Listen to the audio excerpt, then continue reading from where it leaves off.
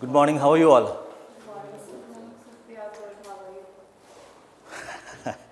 Me? Fantastic. This is the first class of International Relations. My name is Reghu. We'll be having more than 15 classes as far as IR is concerned. The class timing generally is 11 a.m. till 1:30. Right? 11 to 1:30, 2.5. But depending upon the requirement, we may extend the duration of the class by preponing the time, maybe from 11 to 10:30, and we may extend from 1:30 to 1:45 depending upon the need.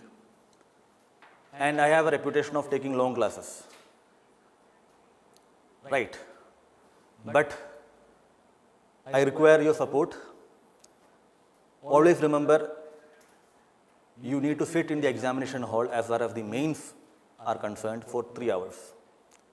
And that habit of sitting for 3 hours has to be created by sitting in the class. In the examination hall, 3 hours you need to write. But you have the benefit of not writing for 3 hours in the class. Right? But anyway, point is that it should be having the habit of sitting for at least 3 hours on a stretch.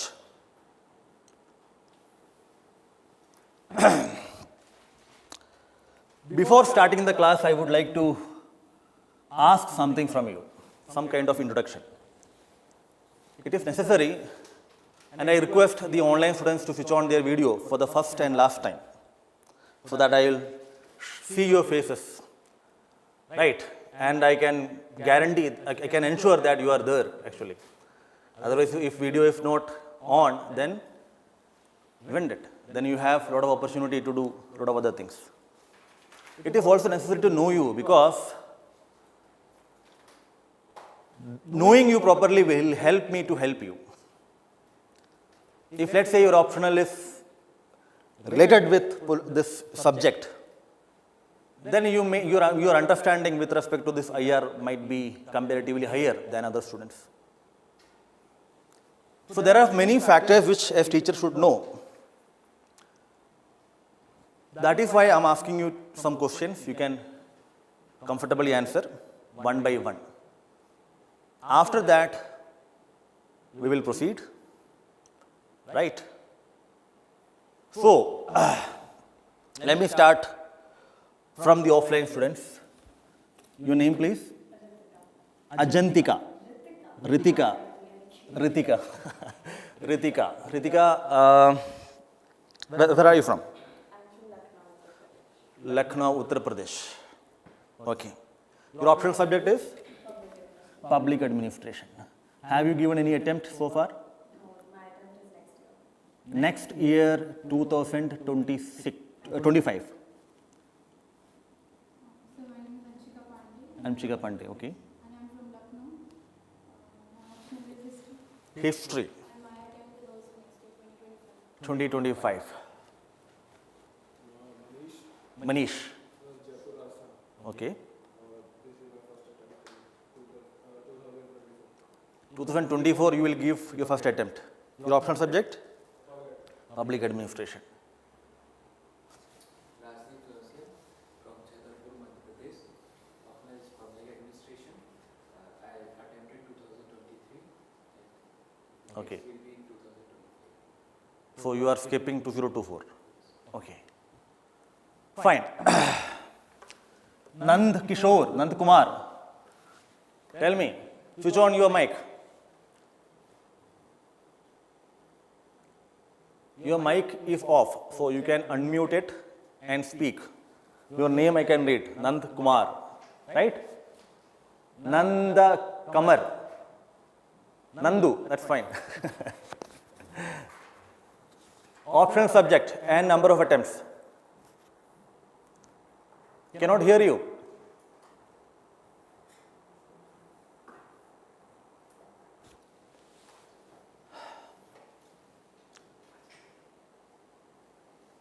Switch on your mic. There is a symbol of the mic, right? Unmute it. Yes, now I can hear. Tell me. Sir, my option subject is public administration. Okay. I given 2 attempts, sir. You have given 2 attempts. Okay. Yes, sir. And you will be giving this 2024 attempt. Yes, sir. Yeah. Okay, fine. Devendra. Sir, my optional subject is public administration and I have given 3 attempts. You have given 3 attempts. Very nice. Fine. You are from which place? Jaipur, Rajasthan. Jaipur, Rajasthan. Yash. KGF. Tell me, Yash.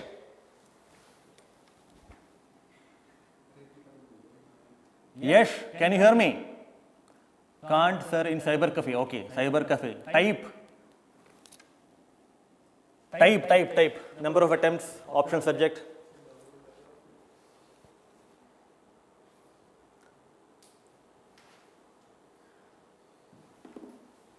Chaurasya, Vinay Chaurasya. Yes, bad, this will be first. Fine, very good. Vinay Chaurasya. Sir, my optional is public administration. Okay. And I have given 3 attempts. You have given 3 attempts. Fine. Okay, thank you so much. Which means this is majorly the people are having public administration optional. Fine. Which is expected.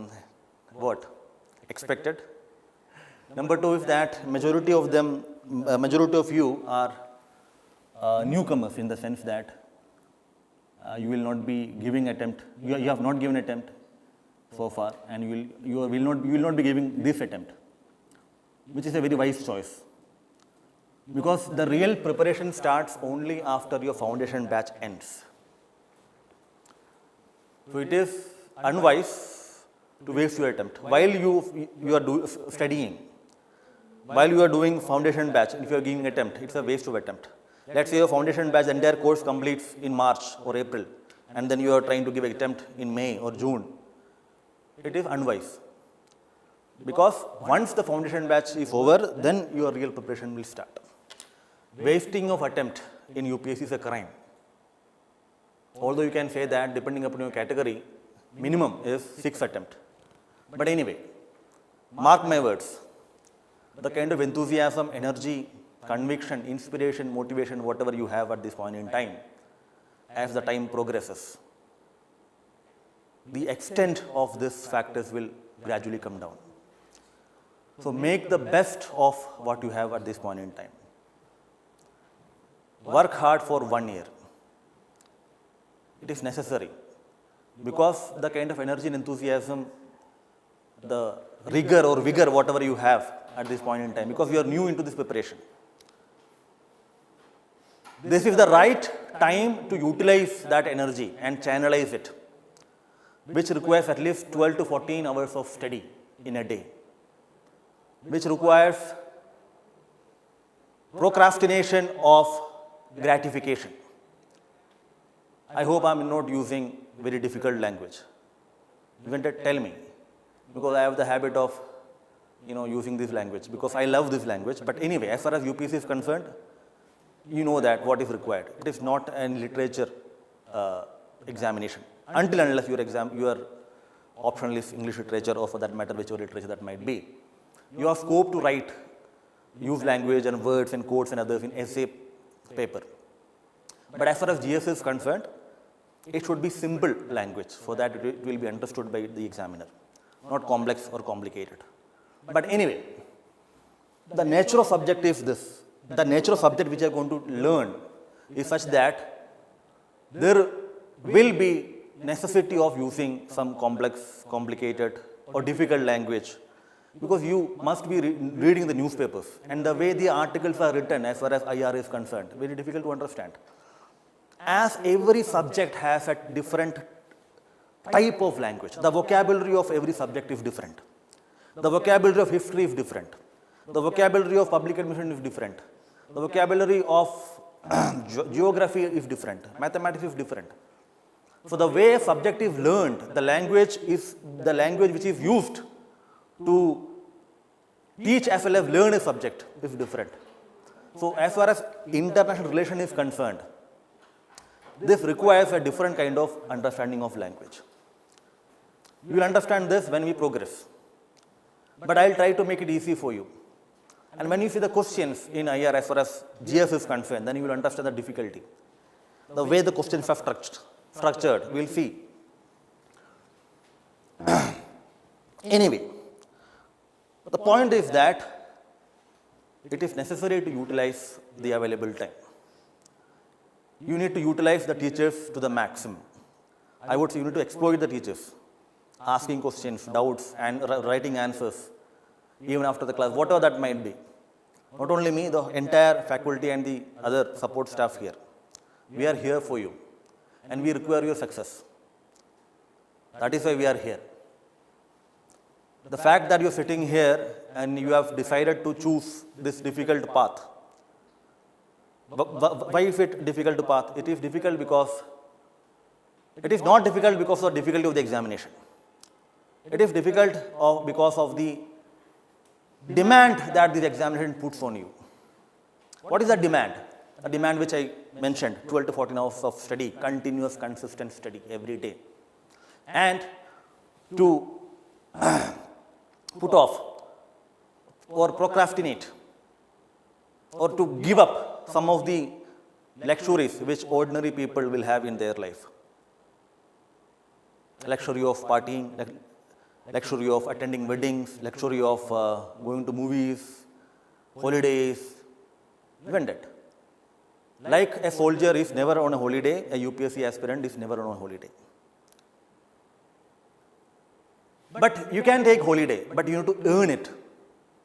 Let's say if you see that yes, you have a schedule and you have made a proper schedule for 1 week, Monday to Saturday, and if you are able to fulfill that schedule properly, then you can take some time off in order to relax and rejuvenate yourself. But your rejuvenation, relaxation should not be at the cost of your schedule or your study. It's a very highly competitive examination. Competition is the word. Where there is competition, there is the necessity to outcompete others. All of you sitting here are competitors. It might be that your success might depend upon the defeat of other person. The point I'm trying to make is that you are not here to make friends. Your friendship should be limited to the UPSC field. You will have ample time to make friends and others when you get selected. The 6-month period the UPSC and the Government of India provides you, not UPSC, the Government of India, DOPT, provides you at Labasana is for this. Right? Utilize your study and make friends with books. Make friends with your content, the material, the newspaper.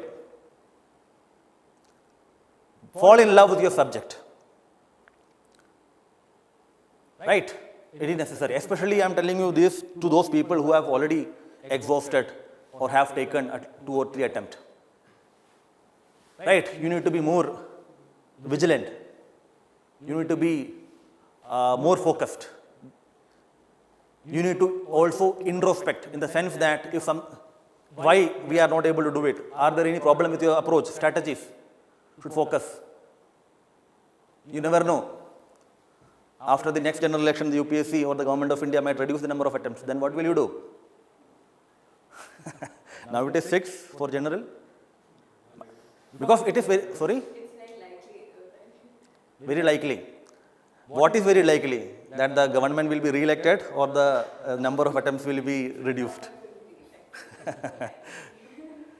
Anyway, that's a different question. But anyway, the point is that there is always this demand that the number of attempts should be reduced and the age limit should be reduced. Sorry? It is good or bad. You see, well, it's difficult to say about whether it is good or bad, but I will tell you one thing. And it is about the age limit, 32. You see,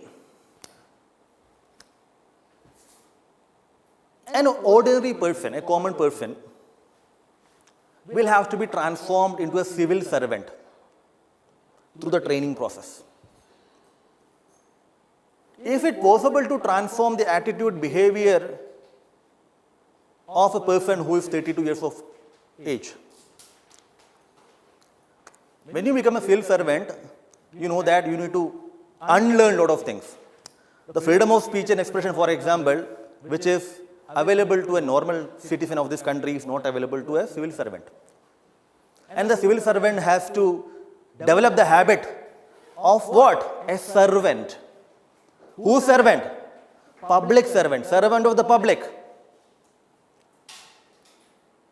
Not only that, you will have to have this habit of taking orders and obeying them. This attitudinal change, behavioral changes, and the necessity to learn new skills, technology in other words, it will be very difficult to bring these changes on a person who is above 30. Sir, maximum students selected 27, 26 age. तो sir मतलब experience होना भी जैसे थोड़ा सा ये कर सकते हैं सर जॉब आप 1-2 साल का एक्सपीरियंस लीजिए फिर आप इसकी एग्जाम दीजिए. Experience in what? Sir, in corporate sector, you have a proper problem solving skills. So you learn something here, you have a job experience 2-3 years. Then you attempt this. Do you right? Understand. You see, the system which you are suggesting is practiced in the Western nations. Because entry to the majority of the civil service in these nations, especially I would say USA, is not through this examination.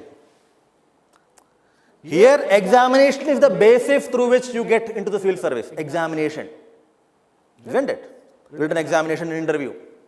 There, your experience and relevant skills become the basis to get into the civil service. Being a student of public administration, you must be knowing about rank classification and position classification. A rank classification, as far as the civil service is concerned, in India. Thus, entry into civil service through an examination. Your experience does not matter. Your age matters, your qualification matters, and whether you are able to clear the examination matters.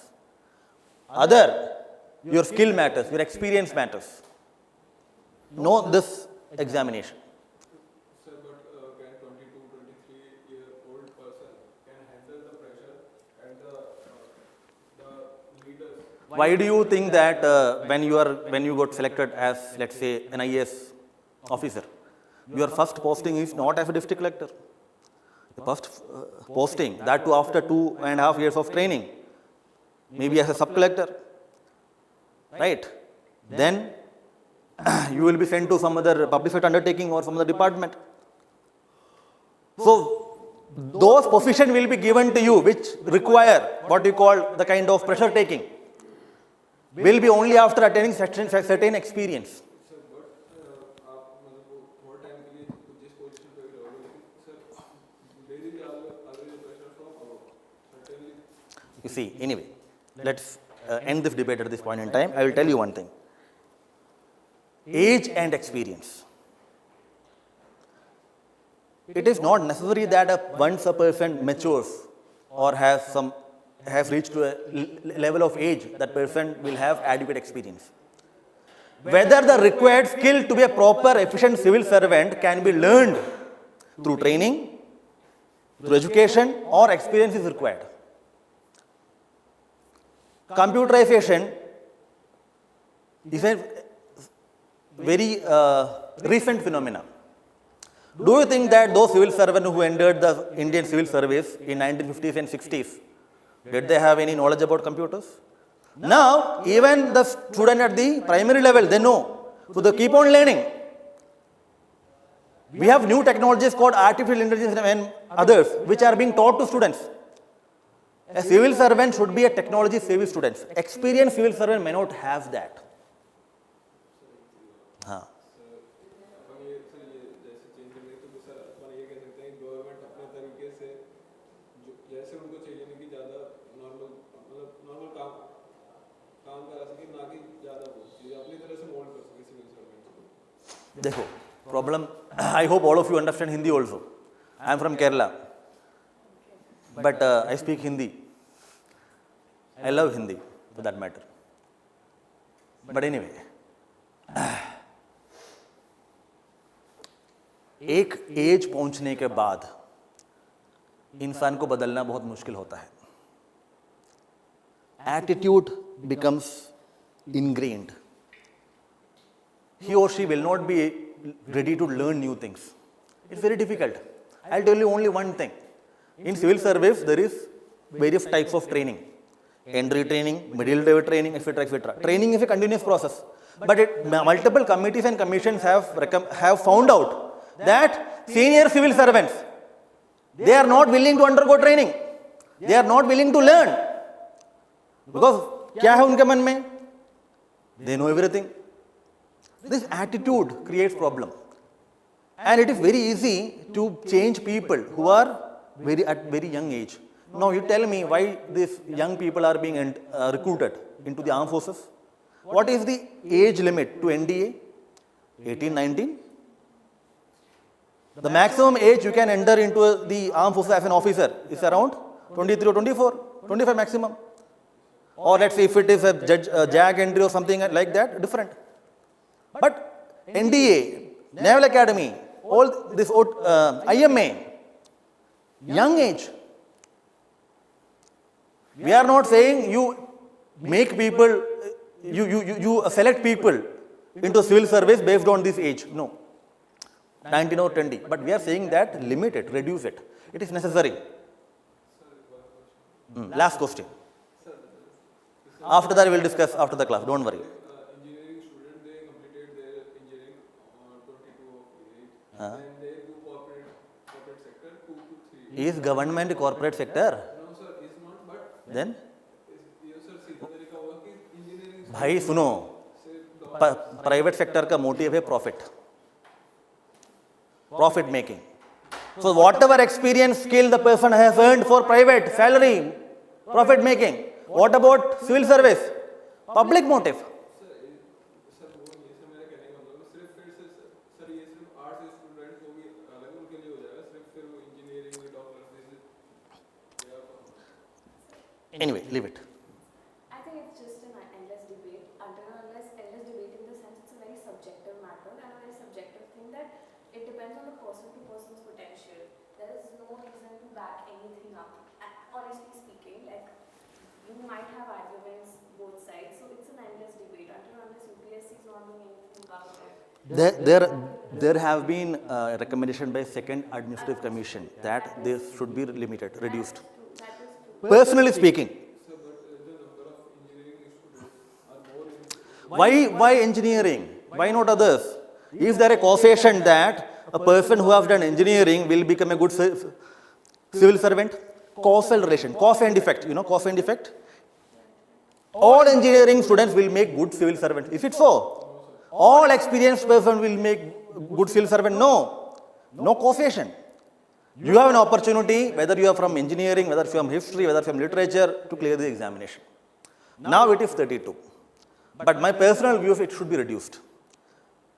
My personal view does not matter as far as this is concerned, right?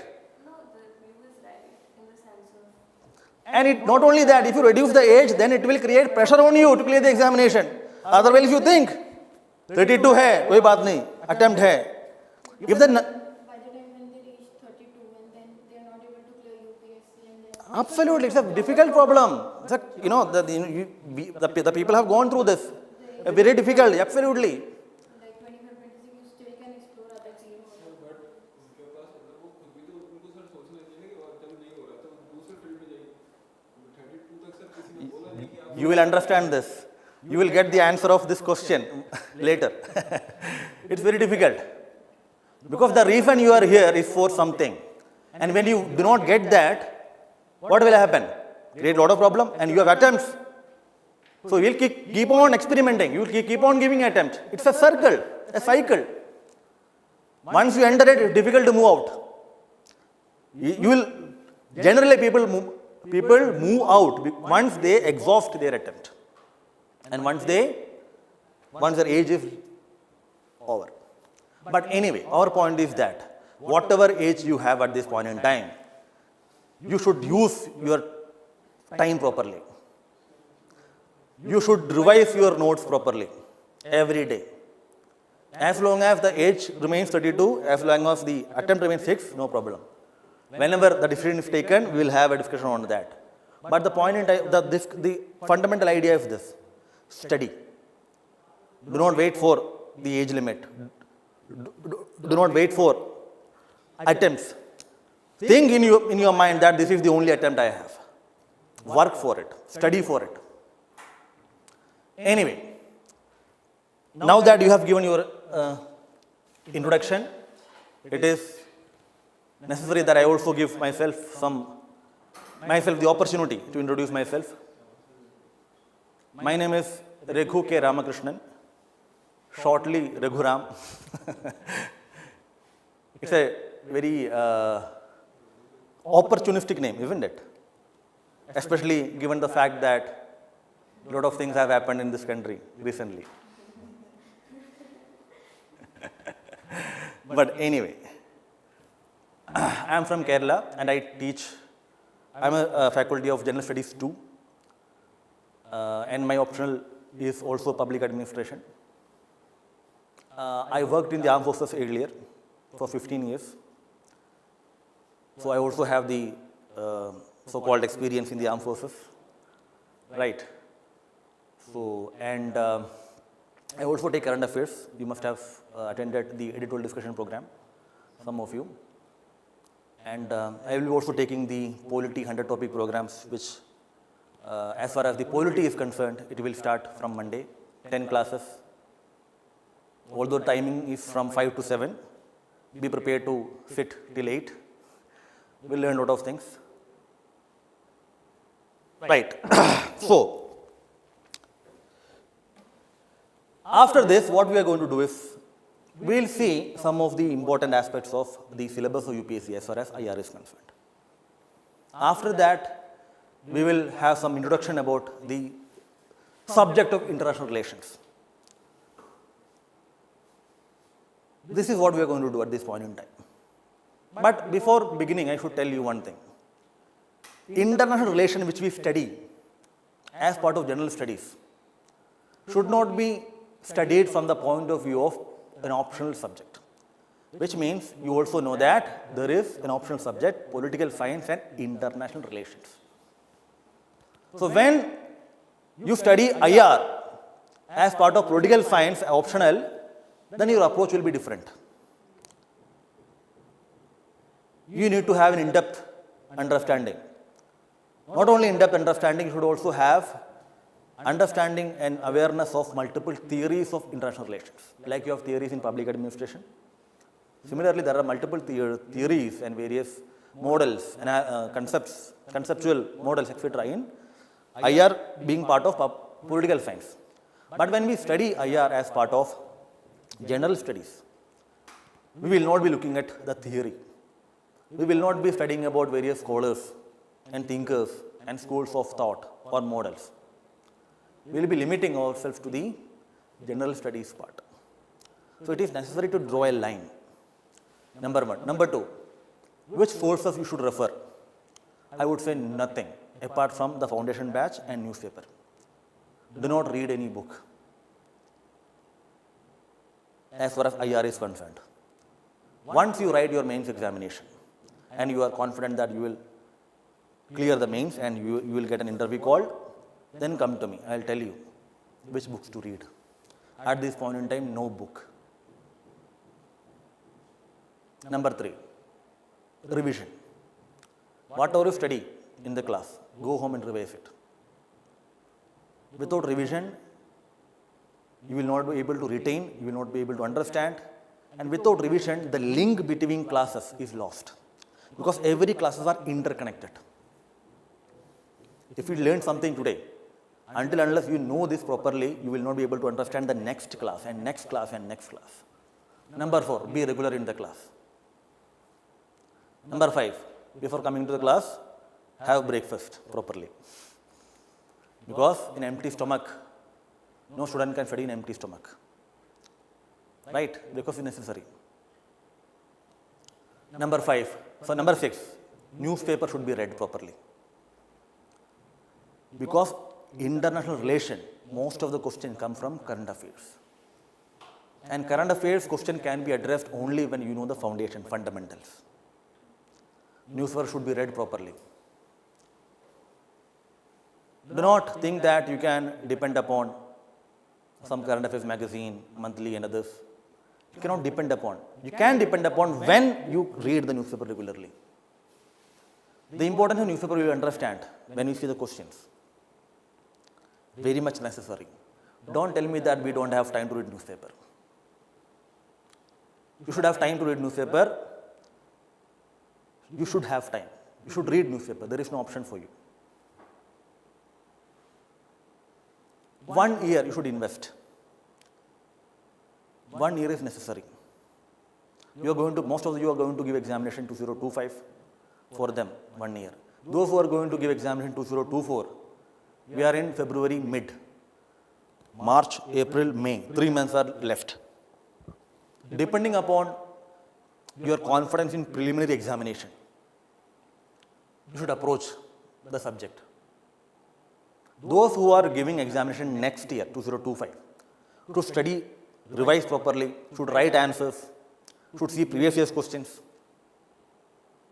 Those who are going to give examination this year should limit yourself to the PT aspects. I am not saying that you cannot write answers, you can. But the point is that you should always keep in mind that you have a preliminary examination coming. And the weightage of IR as far as preliminary examination is concerned is very limited. Generally questions are coming like, let's say, which organization is headed where. We will see some questions, very limited. But as far as mains examination is concerned, in GS2 you have around 50 marks question. Every student, depending upon when you are going to give attempt, should devise own strategy. Right? Now, we are going to see some of the important aspects of, yes. What is the best way to retain it for a longer period? Revision, multiple times revision. No other option. Schedule कैसा बच्चे से वो maximum time का schedule हम जैसे आज पढ़े 30 दिन बाद ऐसे I'll explain that after the class, don't worry.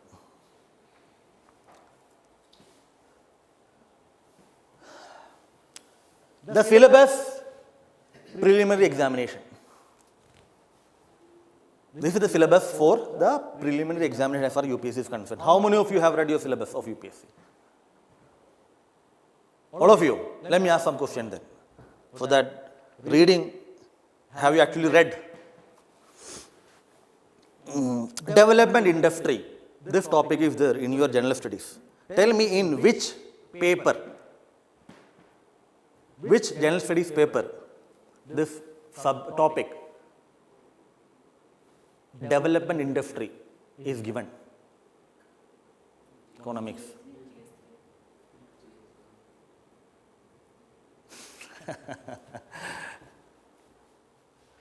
All of you have access to your mobile?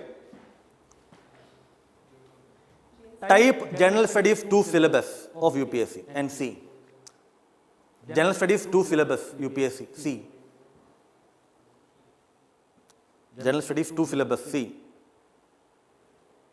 Type General Studies 2 syllabus UPSC and see whether there is development industry.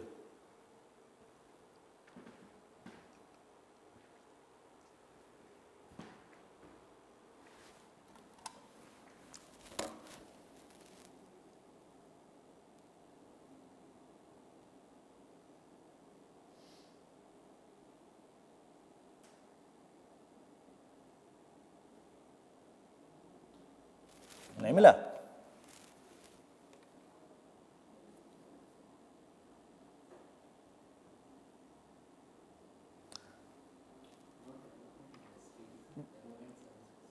Development services. Development industry is not there. It's usually relating to development and management of social sector services. Yeah. Oh, I found it. Development processes and development industry. It's AGS 2 only. Development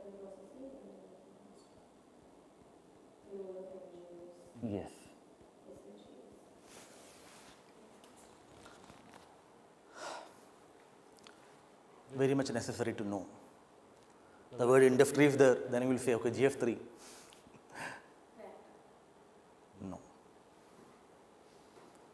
Go home, read your syllabus multiple times. Your optional as well as GS, both mains as well as PT. Read, understand, very much necessary.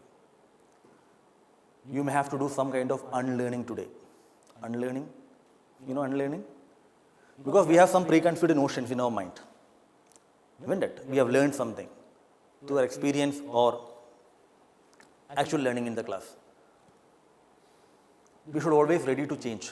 So, although it will be difficult for you to open the syllabus and read it. Every day you should read at least 2 times. After 10 days or 15 days, most of the syllabus will be on your mind. Very much necessary. Why is it necessary to know the syllabus? It will help you to draw a line. It will help you to limit your preparation. It will help you not to read things which are not relevant to the syllabus. It will save your time. It will help you to know what to study and what not to study, and where to apply. One information, multiple application. And always keep in mind, although syllabus is structured in this manner, 1, 2, 3, 4, there are interconnections and interlinkages. Find out that linkages. Social justice is a chapter, is a topic, subdivision of GS2. Poverty and others. You will also get this question in GS1. You may also get in GS3. Federalism has impact on center-state relation. You know that federalism has legislative, administrative and financial. Financial relation can be asked in GS3. Remember this, interlinkages. Syllabus of your optional, history, public administration, whatever that might be, should know. Very much necessary. Current events of national and international importance. Why I have highlighted this? Because this is the topic which has direct relevance to international relations. Because the word international importance is there. For the time being, understand IR or international relation is relation between nations. We'll explain, study that later, what exactly it is. So, at least there has to be 2 nations. International relation. So, if it is international importance, then at least 2 countries are there. Although you may see that environmental ecology, biodiversity, climate change, etc., also have international importance. UNFCCC, IPCC, COP, all these things are happening. Biodiversity. So, these also have international. All those aspects you will study in GF3 as part of ecology, environment, I think which you have already studied. No? Your ecology environment batch is over? No. But whenever it will be taken. So, the ecology, environment, biodiversity aspect of international affairs, international relations will be taught there. But the point I am trying to make is that as far as preliminary examination is concerned, the scope for international relations is very limited. If all questions are asked, it will be linked to other subjects. It may link with geography. You must have read the papers. How many of you have gone through previous year's question papers? Previous year's question papers, 2023, 22, 21, 20, 19. How many? Nobody. You have gone. Very nice. But at least 15 years of question paper should be gone through. Both PT and mains, including optional. For optional, you make it 10. Very much necessary. Why? You will understand what kind of questions are being asked, what are the areas from which questions are being asked, how the UPSC frames the question, how the options are given, are there a change in the pattern of question?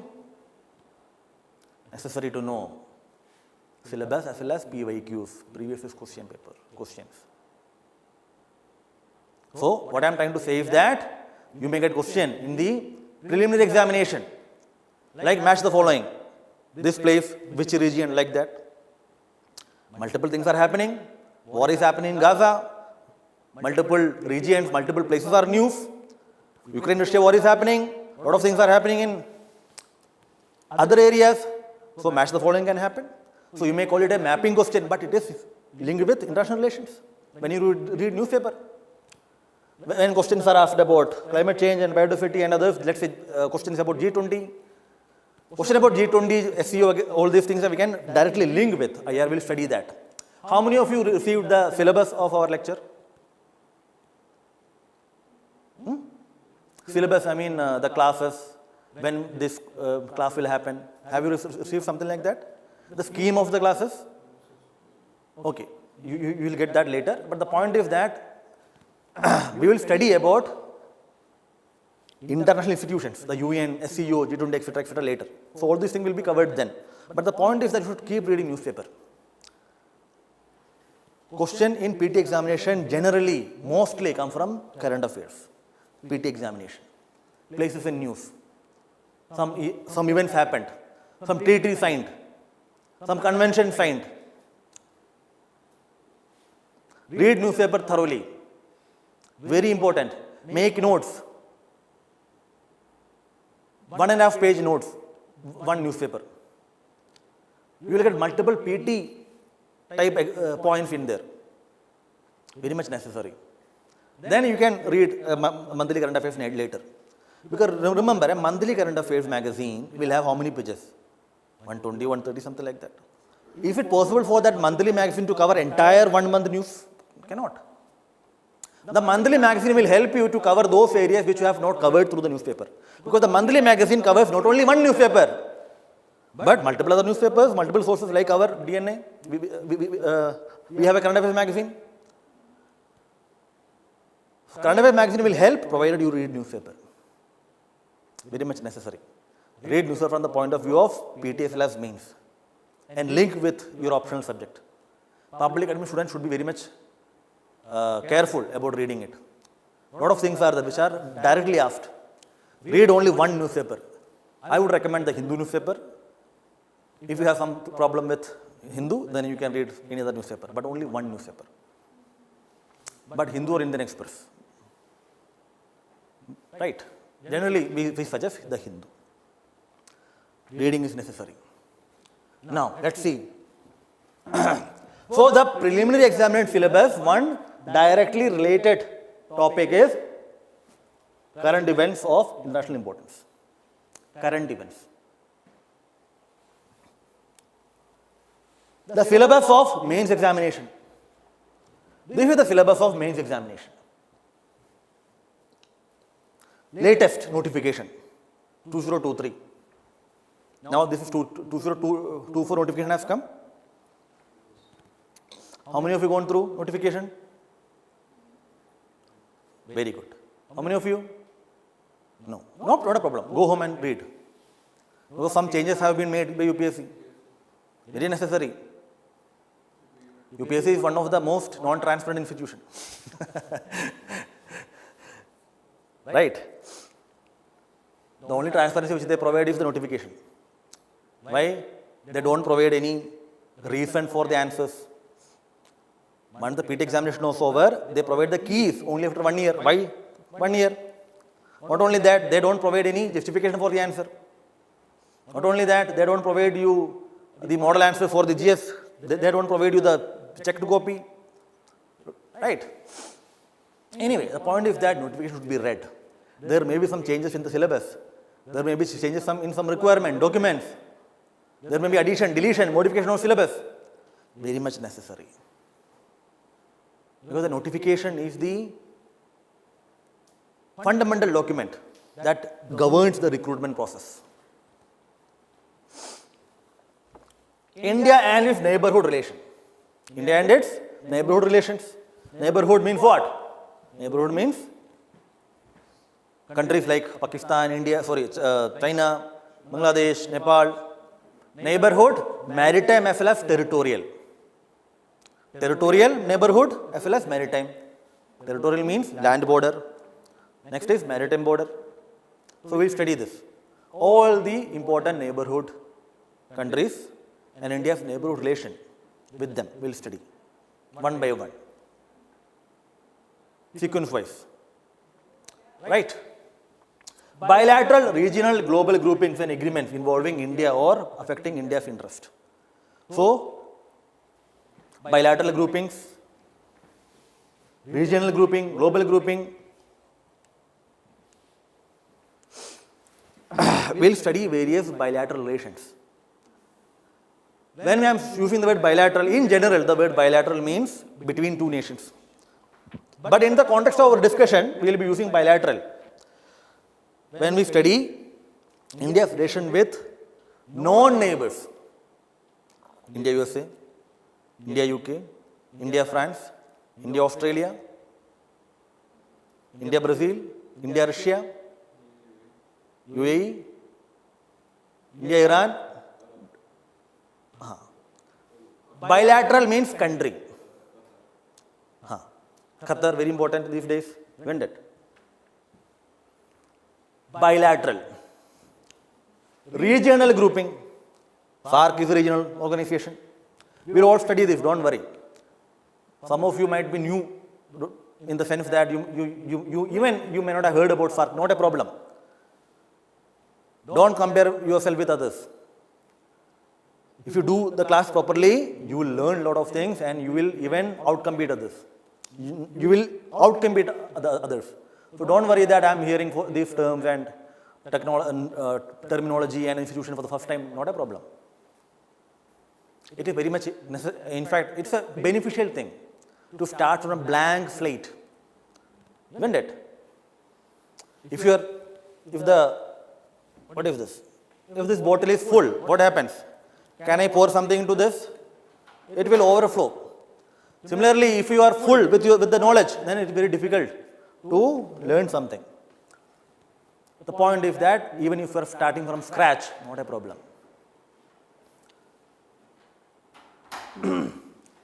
SAARC, ASEAN, EU, etc. will study. Global grouping. Global grouping can be global institution will study, global organization will study, the UN will study, WTO will study, and various other global institutions will study.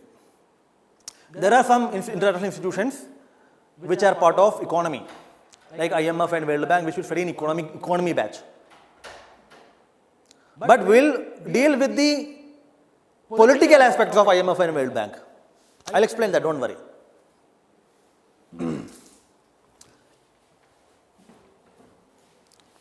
Agreements involving India and or affecting India's interest. So how these bilateral relations, agreements, groupings, etc. affect India's relation will study. Effects of policy and politics of developed and developing countries on India's interest, Indian diaspora. Effects of policy and politics of developed and developing countries. The foreign policy or domestic policy of various nations and how they affect India's interest. We will study. Let's say, I'll give you an example. Large number of Indian people work and live in USA. Right? So, in order to travel to USA, the visa is required. What if the USA limits the number of people who can apply to US visa as far as the Indians are concerned? It will affect India. So, the domestic policy of or the foreign policy of the country which is USA here will affect India's interest. Let's say OPEC, Organization for Petroleum Exporting Countries, will study, raises the number of the price of crude oil, will affect India because we are an important import dependent country. The war which is going on in Israel and Palestine will affect India. How? It will affect India's interest in West Asia. So multiple things are happening. Russia-Ukraine war affect India. The Western countries are demanding that India should condemn the actions of Russia. We'll study that later. But Russia has been a friend of India. We cannot do that. This way, multiple things. Indian diaspora. Diaspora is an important component. We'll have a separate class on diaspora. Right? Questions are being asked on diaspora. I'll show you some questions. So diaspora is an important component. For the time being, understand diaspora means people who have left their native lands to work and live in other countries. As far as Indian diaspora is concerned, people who have migrated from India to other nations.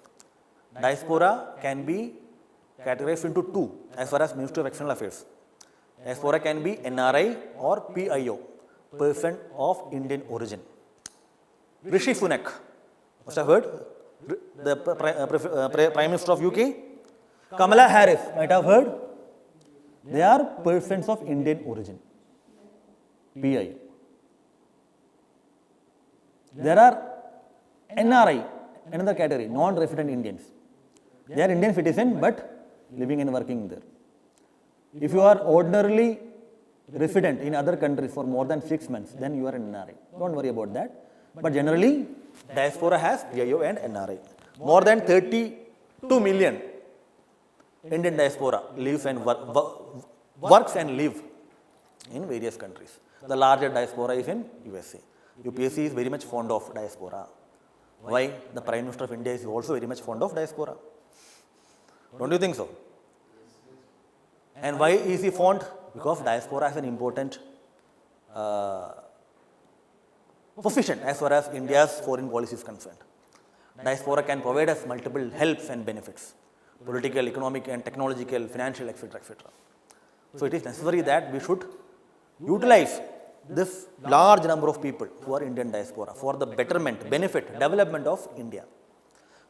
That is the reason the government of India has been engaging with the Indian diaspora, especially at the highest political level. Highest political level means the Prime Minister, the President and others. Diaspora, an important component of India's foreign policy as well as UPSC syllabus.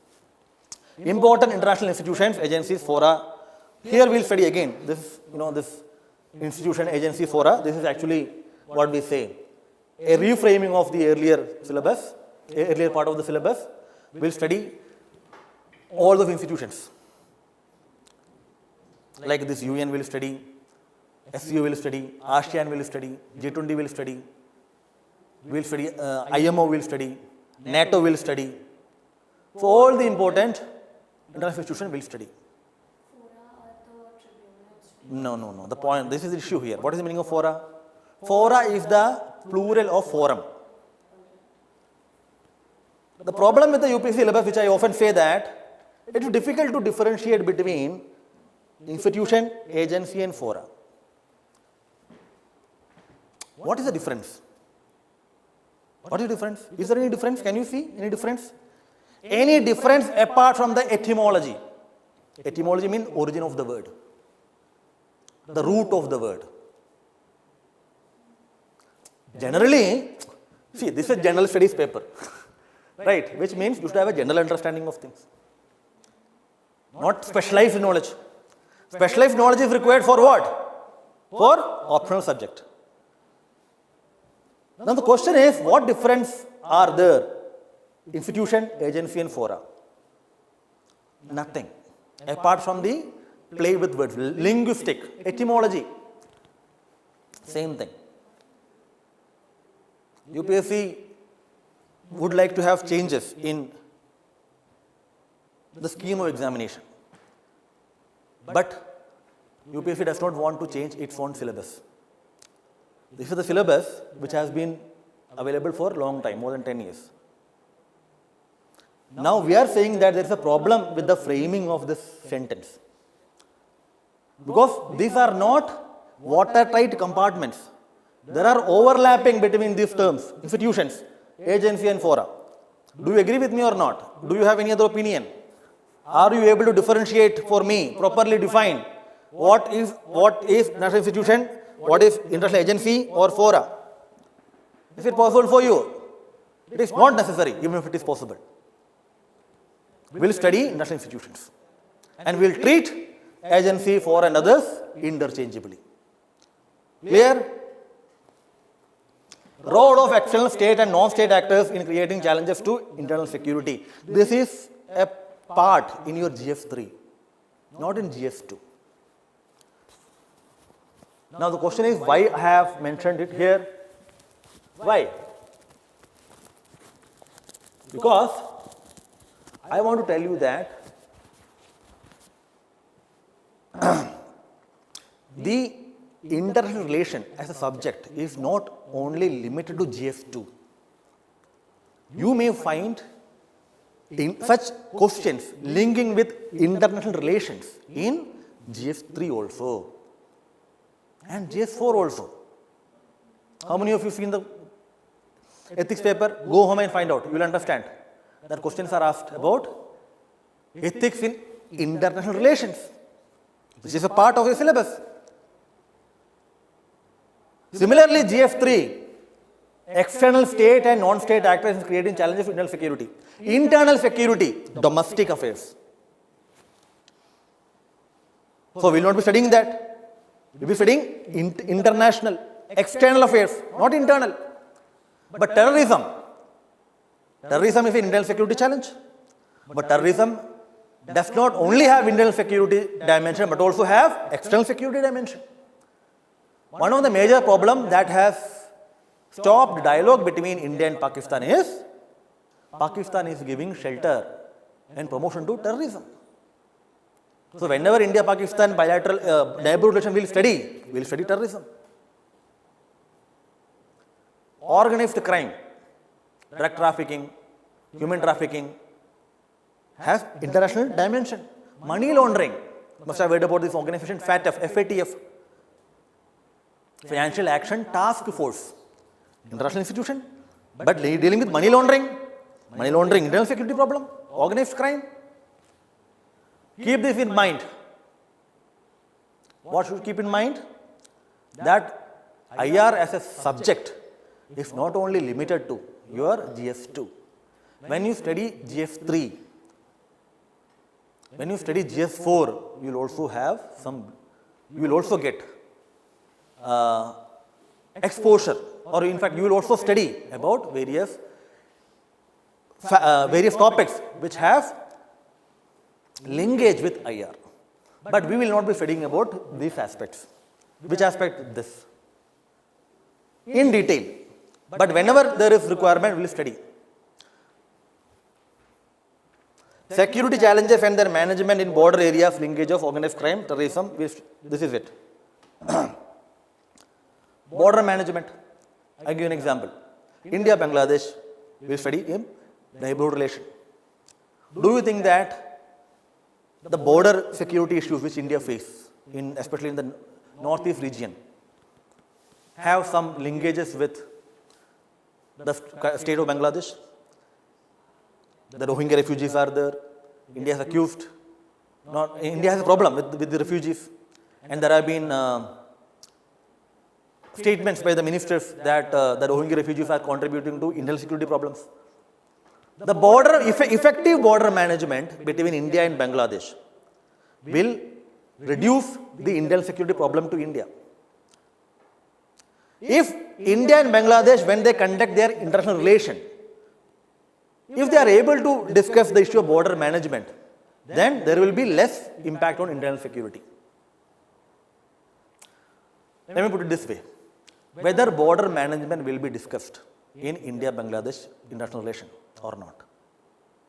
Whether, let's say, the Foreign Secretary of India or the Foreign Minister of India discusses or meets the counterpart in Bangladesh, will they discuss about border management, Rohingya problem, insurgency, fake currency? Will they or will they not? They will. The point is that although they are discussing as part of international relation, foreign policy, but it has ramification, linkages with internal security. This is what we are trying to say. Security challenges and their management in border areas. So border management will also be discussed there. Open border between India and Myanmar. There was something called Free Movement Regime, FMR, you must have read about it. Now it is held that the FMR regime has contributed to the violence in Manipur. Violence, internal security. Now India is trying to fence the border. Will this issue be discussed with Myanmar's counterparts? Definitely. International relations. Linkages. Don't worry, you will understand these linkages as you read newspapers, as you progress in this course. Don't worry.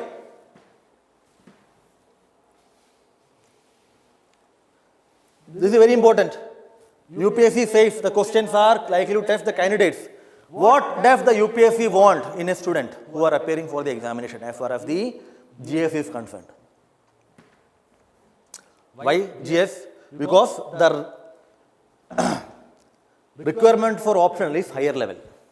If you read this, the scope of the syllabus for optional subject papers for examination is broadly the honors degree level. That is level higher than the bachelor's degree and lower than master's degree. For general studies, graduate level. For optional, one step higher. Optional, specialized. General, generalized.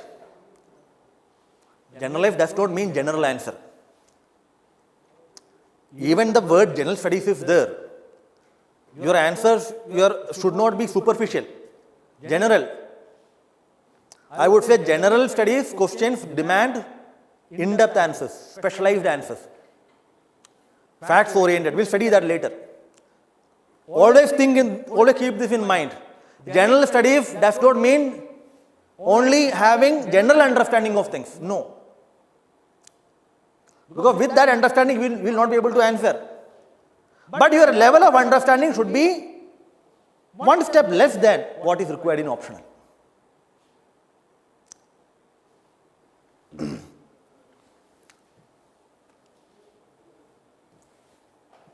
Basic understanding of all relevant issues. What is that UPSC wants in you? क्या चाहिए? Basic understanding of all relevant issues. All relevant issues. What are all relevant issues? Eh? हाँ. हाँ. Okay, fine. Yes. Relevant issues. How will you know what are relevant issues? Newspaper. Relevant can have contemporary as well as conventional aspects. Those relevant areas which are dealing with conventional, static portion, which you say are your syllabus. Those relevant are current affairs, especially those current affairs which have link with your syllabus. Relevant issues. Basic understanding. Basics. Foundation. Basic means foundation, proper understanding. Why the name of this batch is known as foundation batch? What is the importance of foundation? Foundation for a structure, for a building, for a house, for a child, for a student. What is the importance of that? Because it is on foundation, everything else is built. If the foundation is strong, the entire thing will be strong. If the foundation is weak, then the entire structure will crumble down. Why do you think there are large number of incidents and accidents happening? Let's say the bridge has collapsed, building has collapsed. You read this in newspapers? Why so? Because the foundation is very weak. Corruption. Required material is not used. Required design is not used. Foundation should be very strong. As far as UP students are concerned, foundation is very much required. Proper understanding. Foundation. Basic understanding. Here basic does not mean limited in that sense. Proper understanding. Conceptual understanding. The foundation which you do in whichever subject will help you to build that understanding. Then you will have proper foundation. But into that foundation, you need to add other newspapers, current affairs, etc., to make a foundation stronger. Ability to analyze and take a view on conflicting socio-economic goals, objectives, and demands. Analyze. Take a view on conflicting socio-economic goals, objectives, and demands. Socio-economic goals, objectives, and demands. Are there any difference? There may be, but if it's necessary to know the difference. What are the difference between goals and objectives? What are the differences between aims and objectives? Devendra, tell me, what are the differences between aims and objectives? Sir, aim is the ultimate mission, ultimate goal of any person or organization, and objective is the step-by-step mission to achieve that goal. Then what is the difference between objective and mission?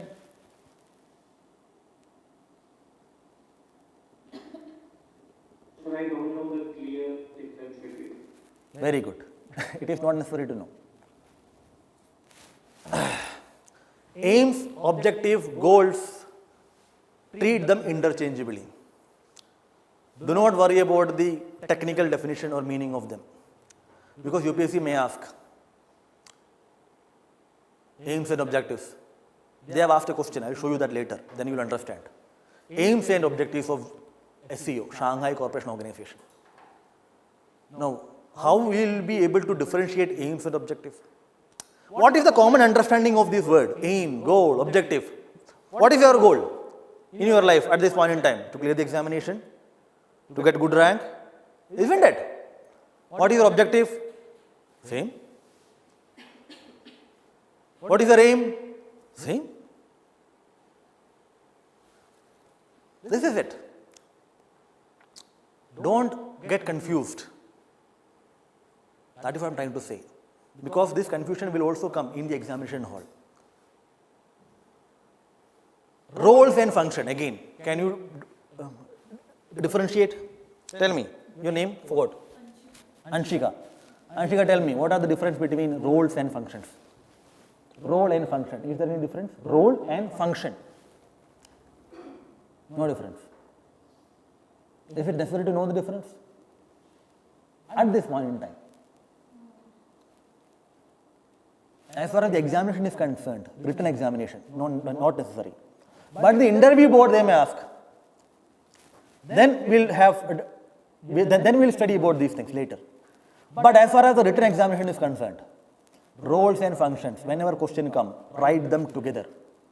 Role and functions of speaker, role and function of SEO, role and functions of the Minister of External Affairs, same thing. Aims and objective, same. Aims and goals, same.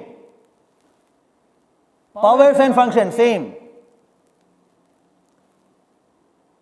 Why am I telling you? Because I am making your life easy. You will find questions. Now, is it possible for you to differentiate aims and goals? What happens if student will try to write aims, this, objective, this? No. Write them together. Right? Similarly, goals, objective, and demands. Demands, fine. That demands for a civil servant might be different. We can agree that, fine, that's okay. But as far as goals and objectives are concerned, same. Analyze and take a view. This is important. Analyze and take a view on conflicting the objective of the state, which means the government, may be conflicting. For example, the farmers are trying to get a legal MSP, meaning support price. But there is a view that if this legalized MSP is given, it will create what? Burden on the exchequer. So conflicting. State says we need to contain our fiscal deficit. We provide this. Then there will be higher fiscal deficit. But farmers want this. Conflicting. How will you manage this? West wants India should condemn Russia. But there is a problem. If we do that, then our defense dependence and the support which Russia gives us in UNSC and others will be affected. How will you manage? A civil servant will encounter, a public servant will encounter such situations where there will be conflicts. And the civil servant has to take a proper, appropriate decision. The questions in UPSC are structured in that manner. which will make you think. Especially if you see there is a section in Ethics 4, paper, case studies. What are they? Same thing. Multiple options are given. Which option will you choose? Why you will choose? Apart from that, the maximum questions given in the UPSC are looking at how you are able to, whether you are able to provide a view, an appropriate view, whether you are able to address these conflicts. Ability to analyze. What is the meaning of this? Analyze. Examining in detail. Whenever the word analysis or analyze comes in the examination, understand this, the question demands in-depth writing. Those who are feeling sleepy can drink water.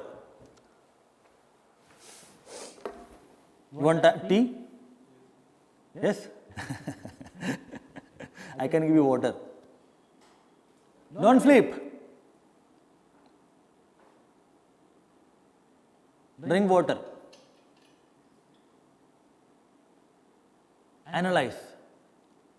Because this class is very important. Why is it important? Because it will help you to clarify a lot of doubts in your mind. It will help you to approach the other classes properly. This class will set the tone and tenor for the coming classes. Analyze, in-depth writing, fact-based writing.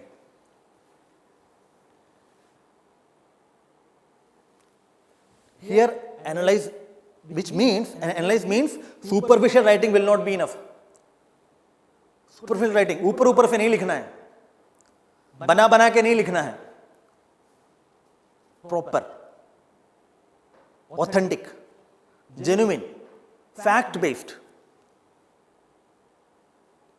which requires understanding, learning, content.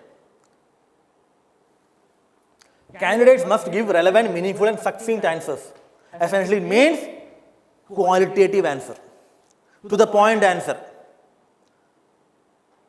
Word limit is given, stick to that word limit, 150 or 250. And if you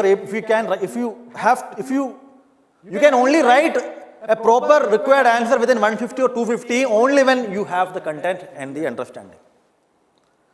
Why your answers generally seem to be very lengthy? An answer becomes lengthy when the individual does not have proper understanding or the relevant content to write. Because always you will feel in your mind, this is not enough. That feeling comes only when you don't have the knowledge. Succinct, to the point, clear answer. Scope of the syllabus studied. Okay, this. As far as the optional subject is concerned, we have said that, and I don't think that anybody in this class have engineering, medical science or law optional. Anyway, the point is that you should go home and read the notification. You will understand all the scheme of syllabus and changes which the UPSC has brought. Our scheme of syllabus, we have restructured the UPSC syllabus. How? Introduction. This is what? The first class, introduction. Evolution of India's foreign policy, which we'll study in the next class. Then we will study India and the neighborhood, where we will study India, Pakistan, India, China, India, Bangladesh, others, etc., etc. India and bilateral relations, then we will study. There we will study India, USA, India, Russia, etc. We will provide you the lesson plan, don't worry. We will provide you the lesson plan, when this class will happen, which topic will be taken, what time, everything will be mailing you, don't worry about that. India and the world, here we will study India, South Asia, India, Southeast Asia, India, West Asia, India, Africa. What happened? You fine? Feeling bored? Sure.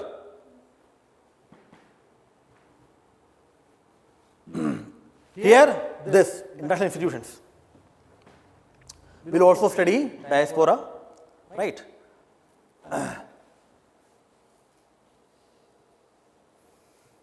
Now, there are some sample questions for you as far as PT examination is concerned.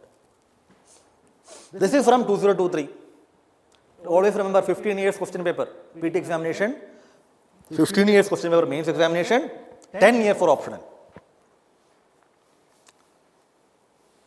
Which one of the following countries has been suffering from decades of fuel strife and food shortages and was in news in the recent past for its very severe famine? Newspaper, if you have read properly, then what? Answer is very easy for you. Answer is Somalia. Very easy question. Problem might be for you with respect to these two countries. Because Costa, if you are reading newspaper regularly, then you know that Costa Rica and Ecuador have, these two countries have never come in. Somalia is a country we know, they have a problem. Civil war and others, etc. happening. And Angola is also a country in, let's say, Africa, so maybe problem. But Angola is a part of OPEC, you should know. But anyway, Somalia is the answer. Reading newspaper, very important. Revision is important. 2 marks, very easy question. Do not commit any mistake in easy questions. UPSC will not give you easy marks. Always remember the cutoff marks in GS, PT, 82, 85, something like that. Isn't it? Very easy to clear the examination. Provided you know the cutoff. Know the cutoff in this previous year's cutoff. If you have an estimation, understanding of the previous year's cutoff, depending upon your category, and if you have studied nicely, then you will be able to clear the examination very easy. Because you know, I have studied properly, but the questions appear to be difficult. If it is difficult for me, then it will be difficult for others. If it is difficult, cutoff will be low. More the difficulty, less the cutoff. More the difficulty, less number of questions should be attempted. More the difficulty, less negative marks should be there. Very easy to clear the examination.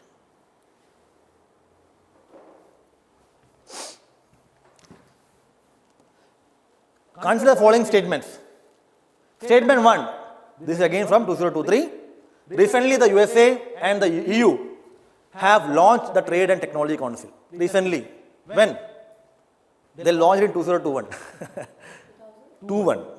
Now the question is asked in 2023. 2 years. So 2 years also recent for UPSC. Maybe. Not a problem. Can be, recently can be 3 years or 4 years or 5 years even. Whatever that might be. Statement 1 says the USA and EU have launched TTC, Trade and Technology Council.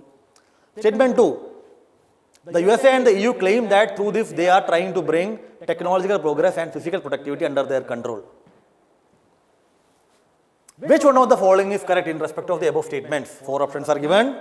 Statement 1 and 2 are correct and statement 2 correctly explains.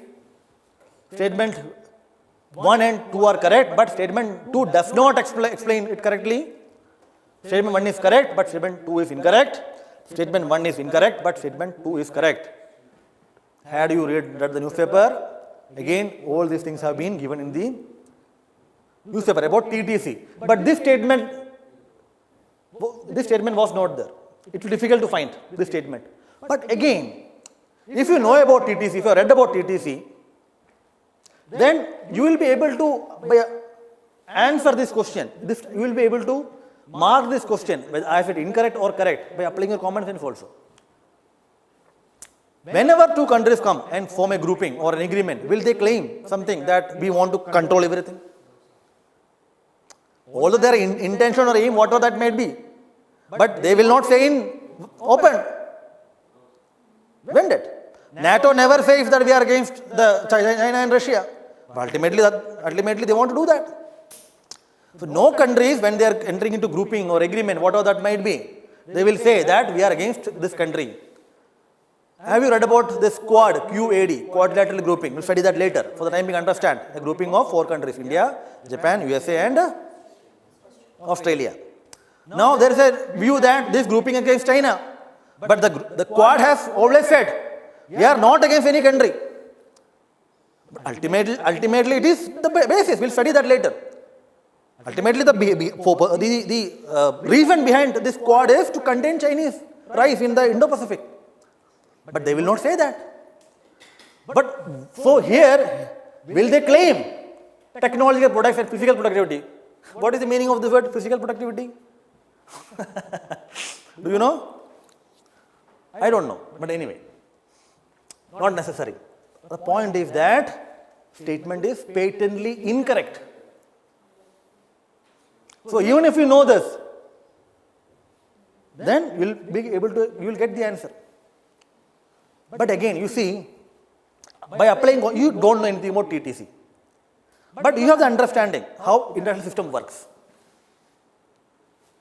You then, by applying that understanding, you will come to know that the statement is incorrect. Nobody will say so. No grouping will say we are against this, we want to control everything. Nobody will say. So this statement is incorrect, which means statement 2 is incorrect. So out of 4 options, 2 options are gone. This one is gone because statement 2 is the correct. No, statement 2 is incorrect. This one, statement 2 are correct, gone. What is left is C and D. You have 50% chance to get this answer right. You have 50% chance. Sometimes you need to take some risks. So this is an opportunity for you to take the risk, 50%. If you after applying your understanding, you are not able to eliminate, then don't do that. Because your success percentage will be 25%. 25. If you are able to eliminate these 2, then actual option is only 2. So 50% chance. If you are not able to eliminate, then 25% chance. Whenever such question come, when there are 2 statements, statement 1, statement 2, question can be like this: which of the following is correct? 1 only, 2 only, both 1 and 2. D, neither 1 nor 2. If you do not know anything about these 2 statements, do not attempt it. But if you are able to eliminate at least 1, then you, depending upon the exam, depending upon how you are performing in the examination, then you can take that risk. Are you getting what I am trying to say? But the fundamental idea is newspaper is necessary to be read. Next. So C was the correct answer. Statement 1 is correct? Yes, C is the correct answer. Yes, absolutely. IAR question UPSC Mains, 2023 Mains examination. Before explaining this question, let me give you some other aspects, how to write the answer.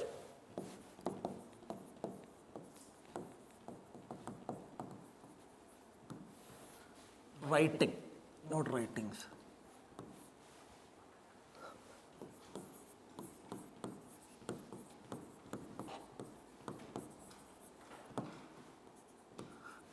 TM, trademark. What happened?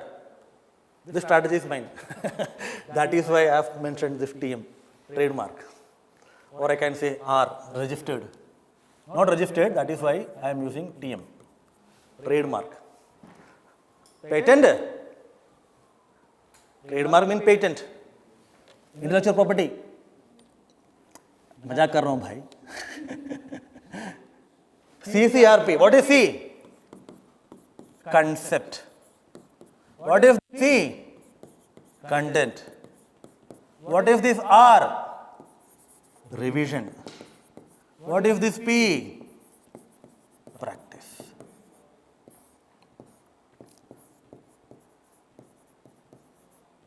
Demand and command.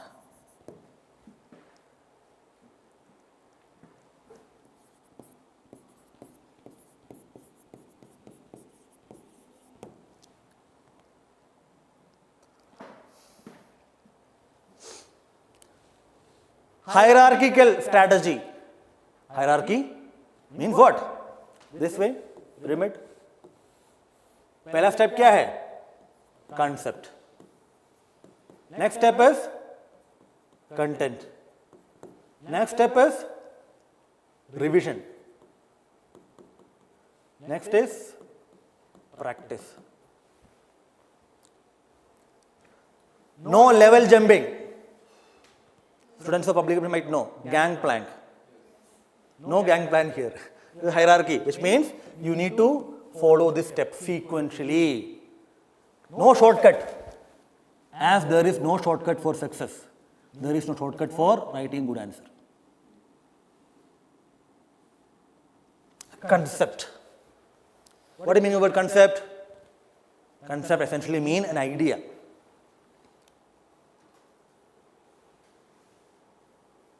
Here we will use concept in this manner. Knowledge about a proper topic.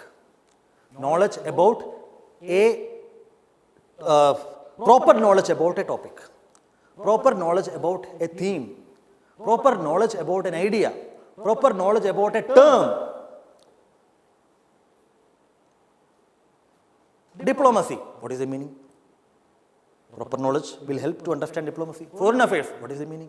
Diaspora. What is the meaning?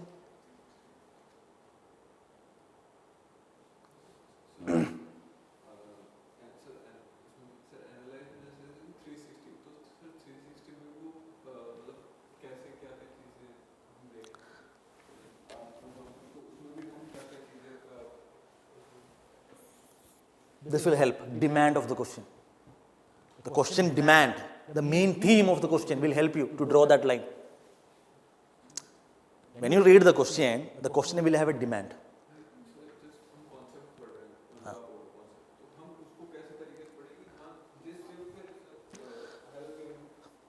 If the concept is studied from the point of view of optional and GS, it will be different. The teachers will teach you what is the level you should know about a concept. How much knowledge you should have about that concept. We'll teach you, don't worry. But when you come about new terms or something like that which are relevant to your examination, you should, if it is given in that source, or you should, what we say, Google it and try to understand to some level. Not high. Always keep that in mind. Whether UPSC will ask a question on this. If the question is asked, whether it will be a lengthy question, whether it will be a PT question. I'll give you an example here. How many of you attempted the, which one? Last All India Prelims mock test, which is conducted by Lukmaan. How many of you? Nobody. We framed a question on Wednesbury principle. Wednesbury principle. Which one? Wednesbury principle. Now, this is not which you study in your foundation batch. But this term has been given in the newspaper, Hindu. Now, the question is, a student who is reading that article will definitely have that curiosity or necessity, will feel the necessity that I should know something about this Wednesbury principle. UPSC has the habit of taking one term and asking question. Especially in PT, I would say, which of the following correctly explains the term Wednesbury principle? 4 options can be given. So this is a new concept for you, new idea for you, new term for you. The article might not provide you adequate knowledge with respect to this principle. The person who is writing the article simply mentioned Wednesbury principle. Either you come to the teacher with this question, with this doubt. That's an option for you. And ask, sir, what is this? Please tell us how much I should read. Otherwise, there is Google available. Search it. Understand it. How much you should know, that depend upon how much you believe the question can be asked. Do you think that UPSC will ask a question in mains examination? What do you understand by Wednesbury principle? Might be possible. Might be possible. What do you understand by the term Wednesbury principle? Explain the relation between Wednesbury principle and proportionality principle. May I ask? So at least your content should be that much, which will help you write the answer. How many of you read about electoral bond? The judgment has come, electoral bond. So the Supreme Court has used something called double proportionality principle. So in order to understand double proportionality, you should know proportionality. Ansari sir will teach you today. So proportionality is important. UPSC has the habit of asking. If you see the previous question have been asked about doctrines. Judicial review doctrine. There are multiple doctrine. Doctrine means set of principles through which judicial review is applied. So proportionality is a method through which review is done. Proportional means balance. So Wednesbury is linked with that. At least half page, something like that. What is it? How it has come? What is the basis? What exactly it is? Whether Indian judiciary has used it. Half page will be enough. Whether UPSC asks or not, this will give you confidence. When you have confidence, you will be stable in the examination hall. When you are stable in examination hall, you will be able to solve even those questions which you do not know. And the stability will help you to apply your knowledge properly. The stability will help you to reduce mistakes, to reduce negative marks. The emotional intelligence subject or topic in ethics will help you in examination hall. The examination hall is the practical, is a venue where the actual practical implementation of emotional intelligence will happen. Confidence will, when you read newspaper, when you study these things, confidence will develop. This confidence will help you to answer question properly. Whether they ask or not does not matter. We cannot predict. But yes, a new term has come, so UPSC can ask, possibility is there, so let me have some kind of content over that. Anything you want to ask? What is Wednesbury principle? Does that matter? After the class I will explain. Wednesbury principle. Because that is polity. But the point I am trying to make is that questions can come from new terms, new terminology, new concepts. So this is necessary. Which one? Concept. Federalism is a concept. Now federalism very important issue. You should have you should have awareness, knowledge of multiple aspects of federalism. Governor can be an aspect of federalism. Finance can be an aspect of federalism. University agencies can be an aspect. Old age services can be. Isn't it? Legislation can be. GST can be. Nidhi Aayog can be. हाँ बोलो.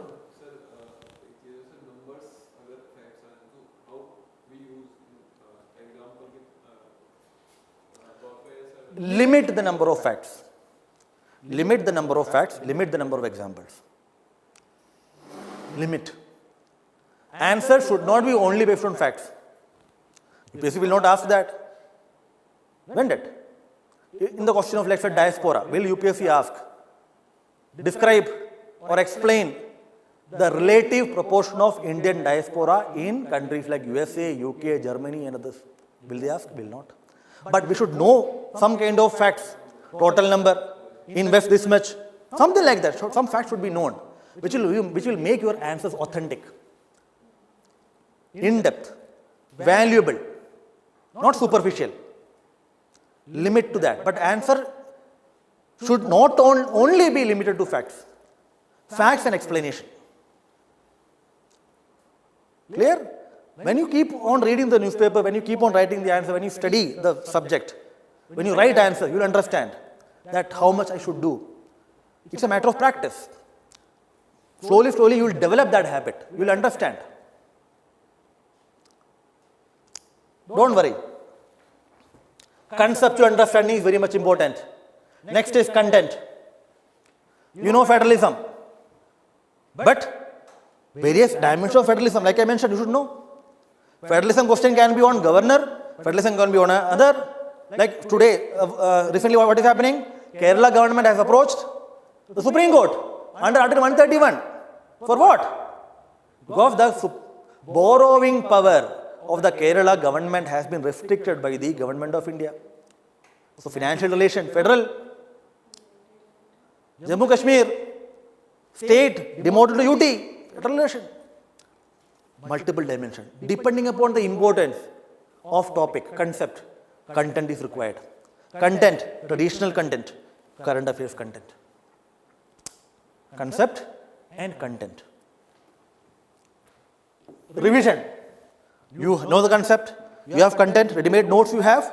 revision, multiple time. Maximum revision. Less resources, maximum revision. Adequate content, maximum revision. Do not run around materials. Do not run around sources. Do not accumulate content. Assimilate content. Right? Assimilation, revision.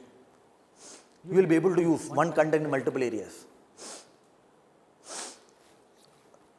Revision. The more you revise, there are two benefits of it. One, you will be able to retain. Second, new knowledge you will develop. Okay, because when you read something multiple times, your understanding will be improved. New insight will come. New knowledge can be produced by you. You will also develop this interlinkage. Acha, this can be used there. This fact can be used there.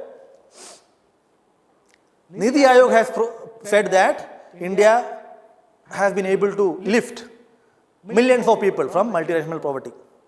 Okay, leave it. I'm going to give you a fact here. 80 crore Indians are being given free rations under Pradhan Mantri Garib Kalyan Yojana. So this fact can be used in two ways. Either you can say the government of India is fulfilling its welfare obligation in DPSP, food security, right? This also can help in food security. On the other, you can say this shows the lack of proper distribution of wealth. This shows the poverty of this country, which means 80 crore people are depending upon the government handouts. How many of you are willing to stand in the queue of a ration shop for getting those rations? Very less. Only those poor people who will stand. So 80 crore people are poor. Don't you think that if the government has to provide ration free of cost to people, which means these people are not able to buy ration by themselves, will Adani, Ambani and others will require these rations? No. Who require these rations? Poor people. So don't you think that this 80 crore, majority of them are poor? Don't you think that this large number of people depending upon the state ration indicate the extent of poverty in India? Inequality, lack of proper growth.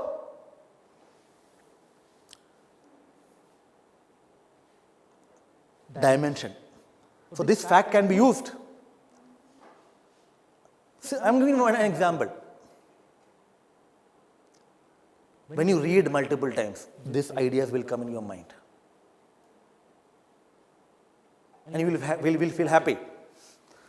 Because you know that one fact can be written multiple ways, multiple areas, multiple questions can be written. Revision is important. Next is practice. Practice writing answers. Practice will come only after all these three stages. No level jumping. Practice. Now, practice means writing the answers. In the context of PT, very easy. MCQ is there. So the way you practice for objective type questions are different, and the way you practice for mains questions are different. Because mains, subjective into write. There, answers are there in front of you. You can eliminate, you can choose. But again, all these things are required. Concept is required. Content is required. Revision is required. Let's say a scheme is asked. Pradhan Mantri Garib Kalyan Yojana. You know what it is. But what are the features of it? Do you know? Content is required. When that similarly. We study SEO, G20. We know about SEO, we know BRICS. But some fundamental facts about these organizations should be known. Then only we will be able to answer question. TTC, question was asked. We know TTC. But we don't know for what purpose TTC is being set up. When that? Content. Practice. As far as PT is concerned, only practice question after you know the things. You follow this. Do not write, do not try to solve MCQs before you understand things nicely. If you have joined test series, do not attempt those test series until unless you are sure about your knowledge base. Do not follow a ritualistic affair as far as test series is concerned. Only when you have studied properly, then you start solving. Do not get influenced by your peer group. Right? Somebody has said that there are two types of people in this Rajendra Nagar. Two types of people, two types of aspirants. One who is always asking how to clear the examination. The other group is who is always telling how you can clear the examination. Third hai. And the third one is the one who actually clears the examination. Third group is the one who actually clears the examination. You'll find them. You'll find around in tea shops and in book shops, and always discussing, always telling them, telling others, go, this is a new material, this is a new teacher, new batch, new course, go there. Do not get influenced by it. Right? Because the teacher can provide you proper guidance. Whatever issues you have, come to us, we'll tell you. We will not tell you that you should only depend upon us. No. We will provide you right guidance. Dispassionate, impartial, non-biased. What if the person who is giving you guidance is actually wanting you to fail? Competition, na? Is it necessary that a person will provide you actual genuine advice? No, competition. Possibility is there, and there are evidence also. Anyway, MCQs.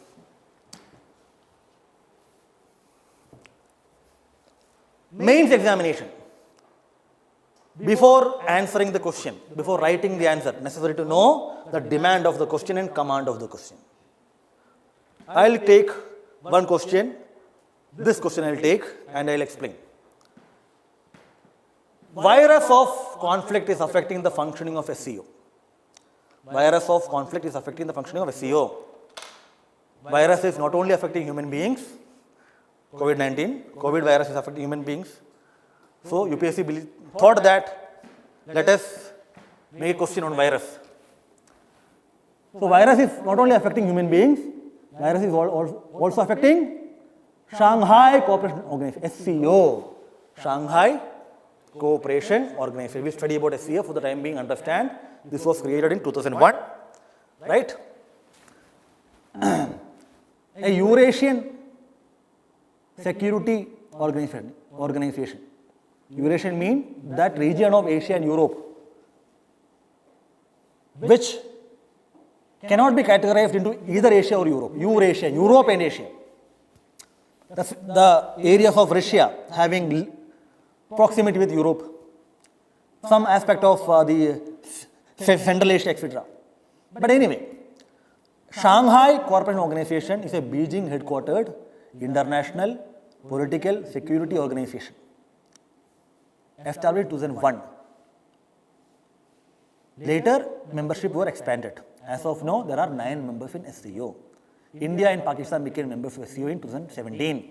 The latest member to be part of SCO is Iran, which joined in 2023. Right? Now, virus of conflict is affecting the functioning of SCO. This is a statement given. In the light of above statement, point out the role of India in mitigating problem. So your answer, whatever you write, answer should be in the light of the statement. Which means the statement provides you a context to write. I'll explain, don't worry. Now, you know SEO, you have studied SEO, concept is clear, content is there, revision is clear. You also have read current affairs because 23rd meeting of SEO, head of state, happened in India in 2023. We have taken a current affairs program on that. We also made a question on SEO in our test series. So UPSC asked this question. So you know SEO, you understand what is happening, you will be able to write. Now the question is, what is the demand? Two demand is there. One demand is that your answer should be in this context. Second is that how India can address this problem. Demand is that highlight the conflicts affecting SEO. Number one. Number two, how India can address this problem. Mitigation means reduce.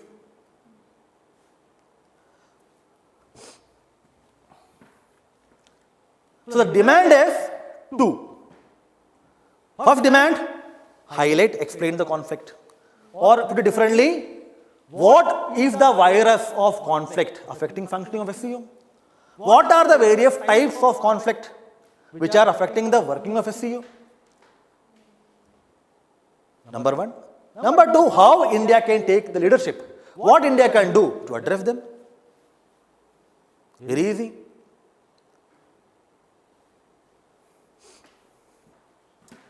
Now, what is the command here? Command here, it would, although this command will be easy to understand in another question, but here I will tell you. In the light of the statement, the command is that whatever you are writing should be in this light first. Second, the command is point out. Point out is the command. Command means the task word. For example, let's say describe. You will understand this here. Indian diaspora has scaled new heights in the West. Describe is the command. Describe means what? Description, explanation, writing in details. Command. What is the demand here? Describe the economic and political benefit for India. So what are the political and economic benefit for India due to diaspora? This is the main demand. What is the command? Describe. The command has a very significant element as far as examination is concerned, because command will decide the orientation of your answer. When the word is describe, when the word is explain, when the word is elucidate, when the word is illustrate, write down all these things if you want. I am saying when the words, commands are describe, explain, elucidate, illustrate. I'll explain, don't worry. In general, these are same. Illustrate, elaborate. Elaborate. Generally, all these commands have same meaning. Or generally, all these commands have same meaning. What is the common meaning of the word explain? How something is done. Process behind it.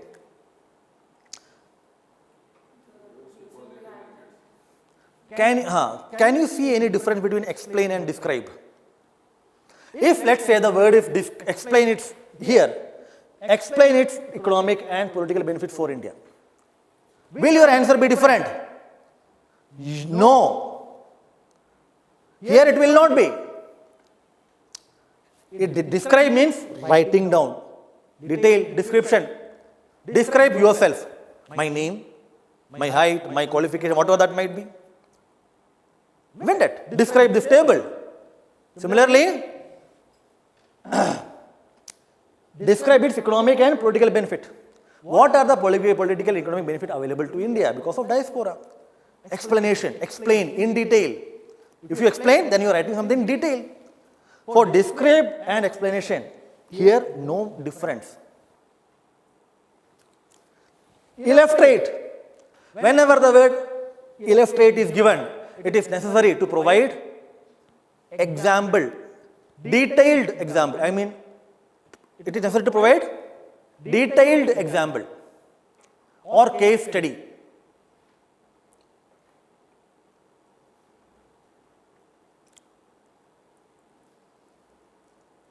Simply writing example is not enough. Let's say in the context of diaspora, you know that there are multiple individuals like this Rishi Sunak, Kamala Harris and Sundar Pichai, etc., etc. So you can write them.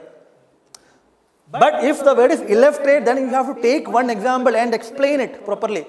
How Rishi Sunak helped India? How Sundar Pichai is helping India? Explanation here. Illustration means the example should be explained. Just referring is not enough. Sundar Pichai is the what? CEO of Google. So Sundar Pichai is a diaspora. But how Sundar Pichai of Google is helping India in economic aspects? Write that down. Google has committed investment in this area, technology, committed this much of funds, have launched this project. That is what illustration. Self-help group, you know. You must have known about this self-help group, Kudumbashree. Writing Kudumbashree as a self-help group is an example. But when the word is illustration, you should write how Kudumbashree is helping in development, etc., etc. At least in a paragraph, illustration. Are you getting what I am trying to say? Mandatory. The word elucidate has similar meaning. It is necessary to provide example in elucidation. It is necessary to provide examples in elucidation. It is not necessary that you should write this way, like you should write in illustrate. It is not necessary that you should write, you explain example in illustrate. But I recommend whenever you are giving examples in whatever command might be, do not give multiple examples. Example 1, example 2, no. You need to explain one example properly. Then you should refer others. Refer others. Let's say, in the context of welfare, you have multiple schemes for welfare. This NREGA is there, NFSA is there, NFSA, etc., etc. So when you are writing them, NFSA, NREGA, etc., etc., you are giving examples. What I am trying to say is that take one scheme and explain it a bit. Then refer other examples. This is, you should proceed. This is how you should write. Self-help group, multiple self-help groups you know. But that is not how you write. You write one, you explain it, and then you write. Other such self-help groups like this are also working in this field for the benefit of society, development, etc. This way you should write. But illustration is mandatory. If you have read the draft bills, draft legislations, which is published by the Government of India, then you will understand the word illustration. Because they have explained that if A does that, what will happen? Let's say there is a bill called Telecom Bill. Go home and find out the PDF of Telecom Bill. Telecommunication Act 2024. 2024. Telecommunication Act, recent one. The PDF is available. The Government of India has provided illustration. Illustration will help the provision. Let's say a provision is there. Like example, penalty is given. Penalty will be imposed on a person who contravenes this provision of the law. Now, how the penalty will be actually imposed? Then it will be explained by using A, B, C, D, etc. Illustration. Illustration helps clarify the given provision. Similarly, illustration which you write in the examination will help clarify the example which you provide, as well as the main theme of the question. The word elaboration, you know that simple meaning, commonsensical meaning, elaboration. So whether it is elaboration, illustrate, describe, elucidate, explain, in general, same meaning. Command. Next set of command is examine.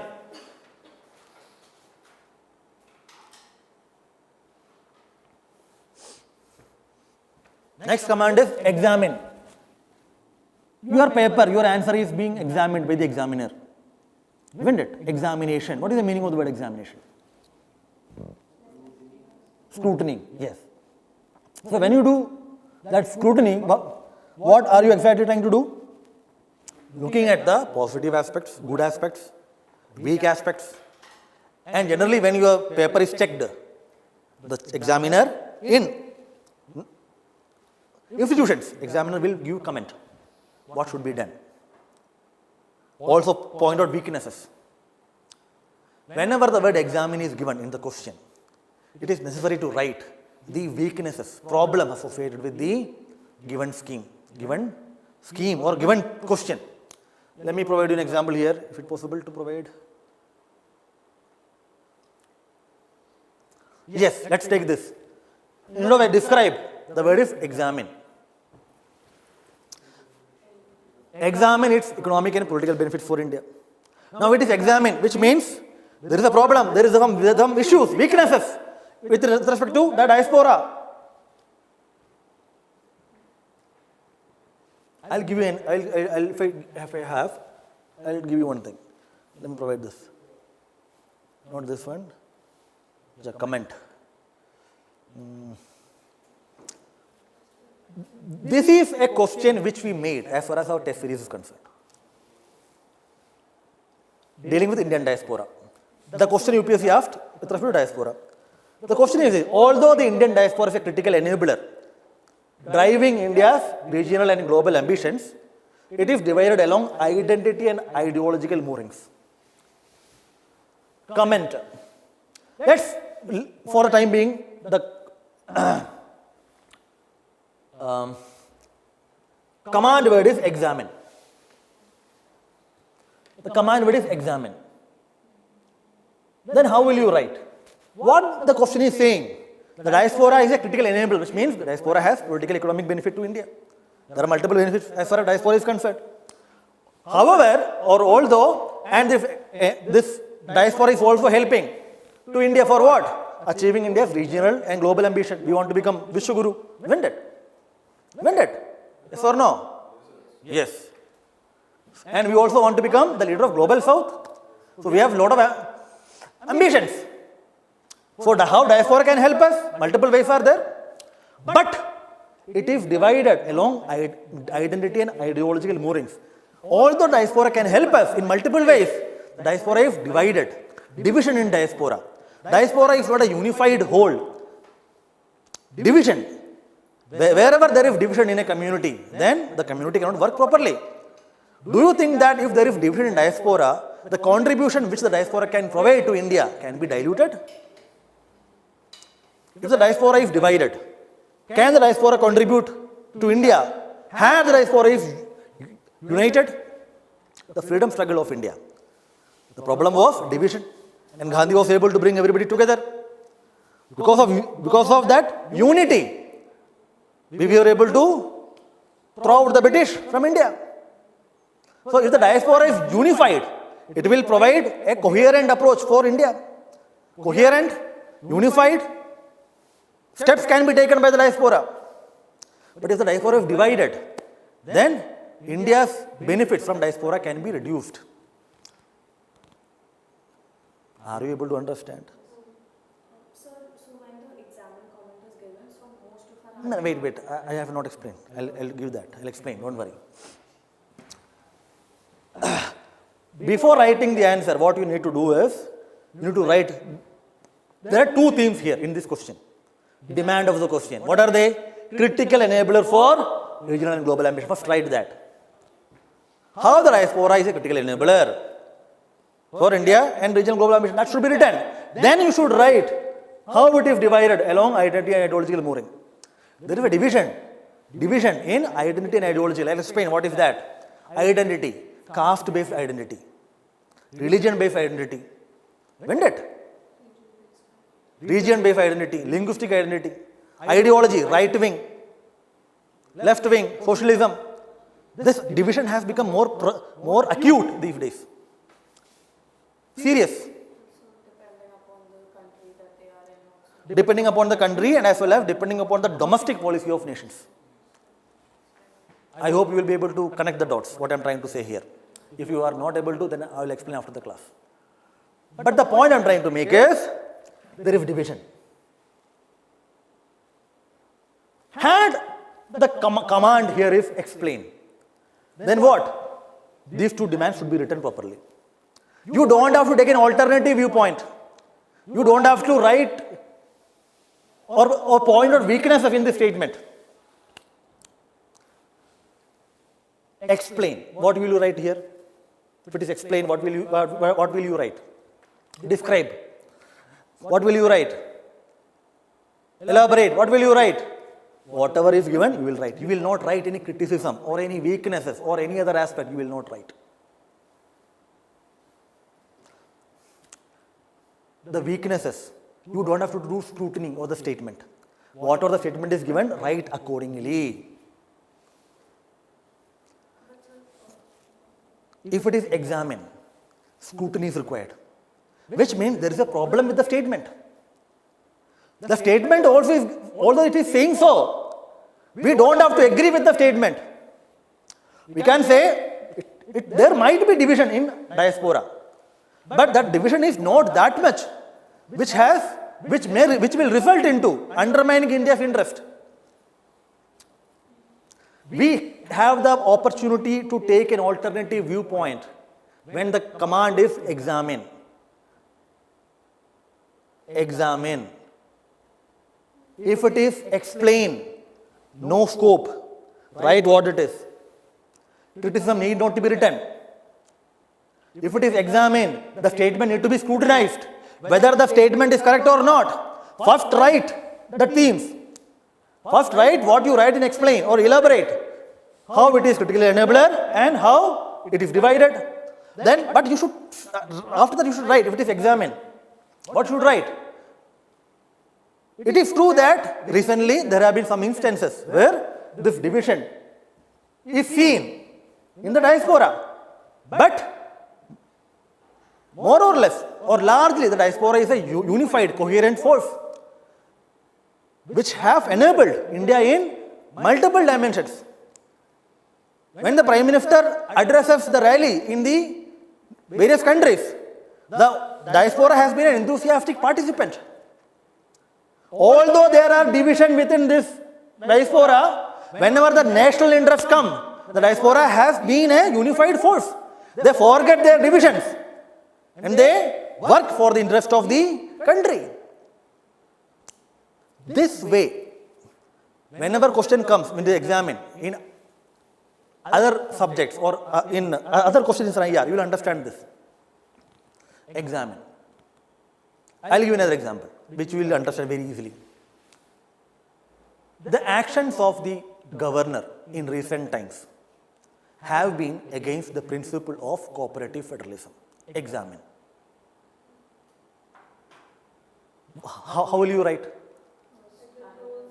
Introduction first. Okay, fine. Introduction, body, conclusion, what are the, fine? The explanation of the statement, what the statement is elaborating that, and then we'll go on saying, but however, That is what we are trying to say. We will, in that way, we will say that what the statement is saying not correct. Governor, state have problem, but the actions of governor are not against cooperative federalism. All the actions are not. Not only that, the governor's actions are somewhat compelled by the state government's actions. State governments are not adhering to the duties. Chief Minister has to respond to the request of governor. If the Chief Minister is not responsive, if the administration is not responsive, how can the governor do? Rejection, finding weaknesses in that statement. Examine. When you examine, you have to find out the weaknesses in that. You have the option to write an alternative point of view. When it is explained, elaborate, you have no scope. Similarly, when the option is comment. In comment also you have the option to provide alternative opinion. Alternate opinion. The alternate viewpoint can be taken in comment. In comment, conclusion should be given. It is mandatory to provide conclusion in comment. Commentary. Comment means what? Your opinion about the issue should be given. An appropriate, valid, acceptable opinion should be given. Your own opinion does not matter. Your opinion might be different. Like this question asked na UPSC. What is your opinion about NATO? I'll show you that here. Where is it? Yes. The expansion and strengthening of NATO and stronger, etc., etc. What is your opinion about this statement? You can write, I don't have any opinion. That is not the opinion. Accepted, appropriate. That which is accepted in general. So in comment, opinion should be given. Opinion, fact-based opinion, appropriate opinion. In the last, in the conclusion or before that, depending upon the number of words, depending upon the marks of the question, you have the option to take alternative viewpoint. However, notwithstanding, this way you can write.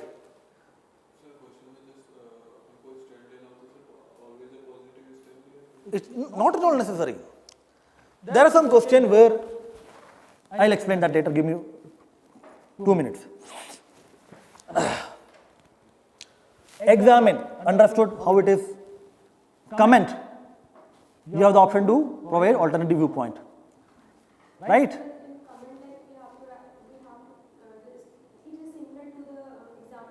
No, not exactly. No, in examine, you have the freedom to write more weaknesses. Examine actually asks you to scrutinize the statement. It demands that you should take an alternative viewpoint, you should explain, you should write the weaknesses in that given statement, given proposition. In comment, it is not necessary. In comment, it is not necessary. In comment, you write how you write in explanation. But you have the freedom to provide alternative viewpoint, even if it is not necessary, not a problem. Even the alternative viewpoint is not compulsory. If what the statement is saying, if we agree to that, can we? Absolutely, yes, you can say that. Comment is asking your opinion about the statement, which is valid as well as appropriate. If you agree with the given statement, then you write that way.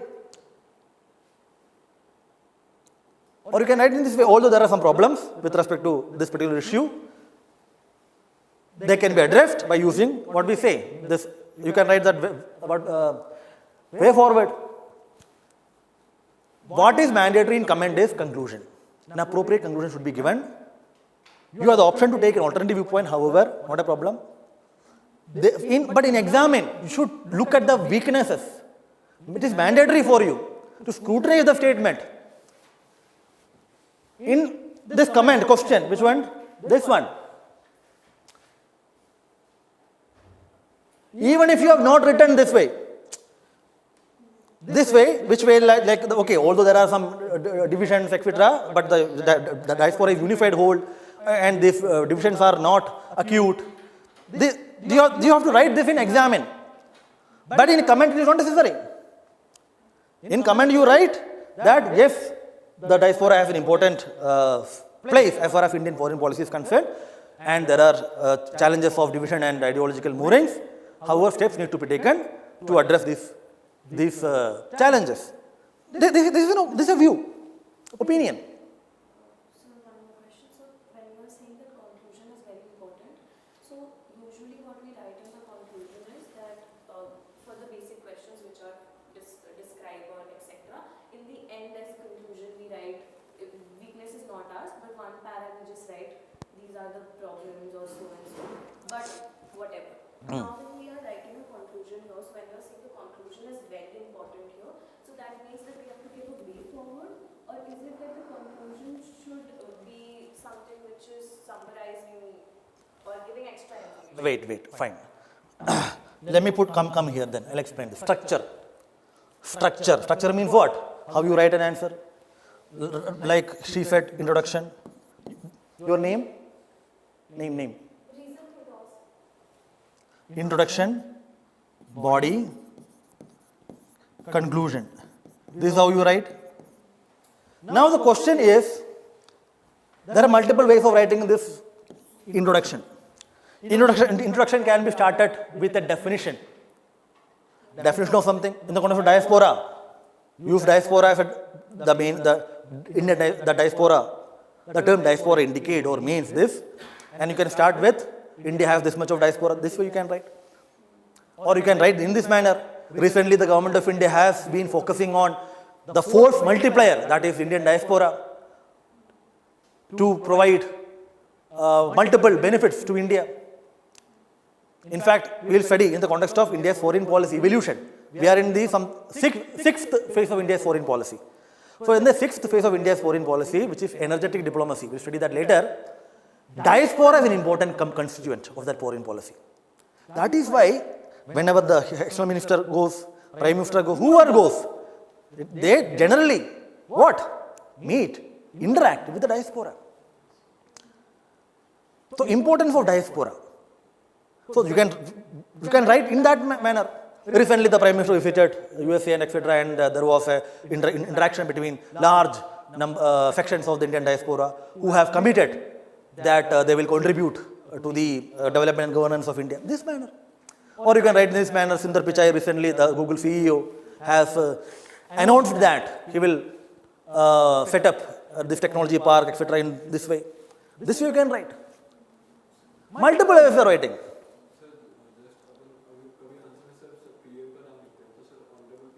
No, the Prime Minister of India, right, this way. It is not necessary to write the name. Save words. Always remember, save words and time. Save words and time. The PM, the Prime Minister of India, the PM of India is fine. The PM, you simply write PM. You are not going to write about the PM of UK, isn't it? Simply write PM. Right, this way you write. So, introduction, there are multiple ways of writing introduction.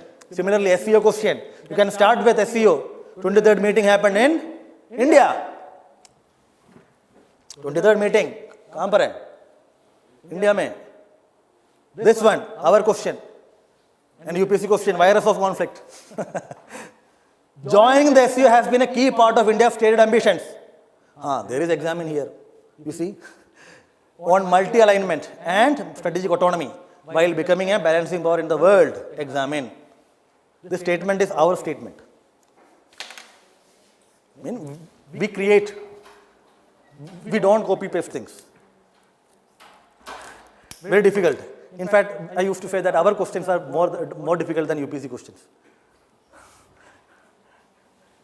Anyway, joining the SEO has been a key part of India's state ambition. What that might be? Yes, ambition. Why did India become part of SEO? Multiple reasons.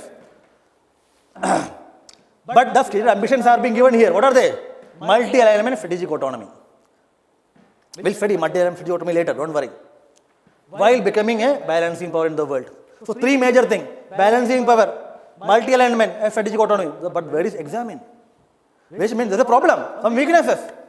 Some issues have arisen. Some issues are there which has affected these three what? Objective or aims or goals.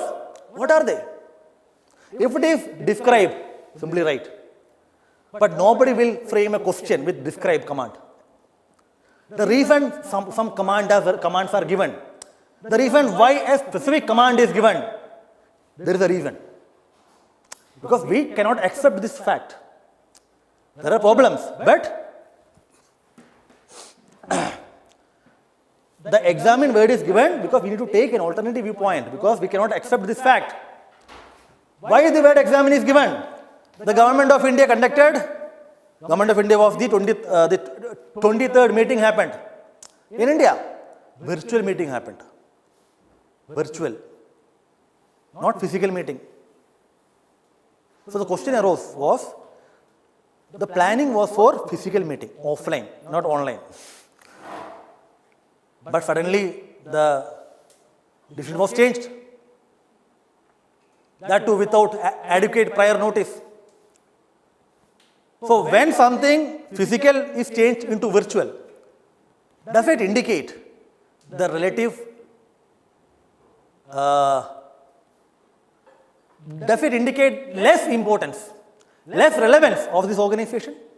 Remember, this is the same period where India was also the president of G20. Large number of meetings have been conducted in G20.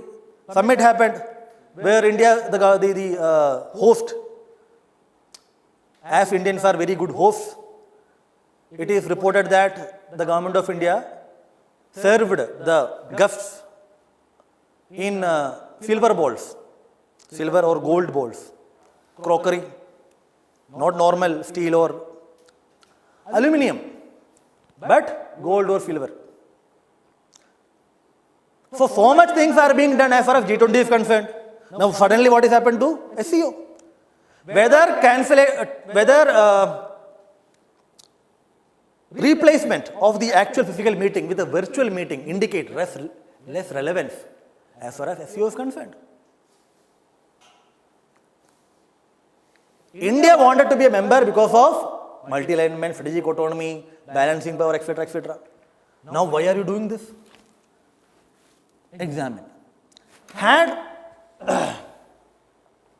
the command is different, the orientation of the answer will be different. Examine indicate you need to scrutinize this statement and say that yes, first of all write SEO and why India joined, how SEO is able to help India in multi-alignment, strategic autonomy, etc. We'll study that later, don't worry. But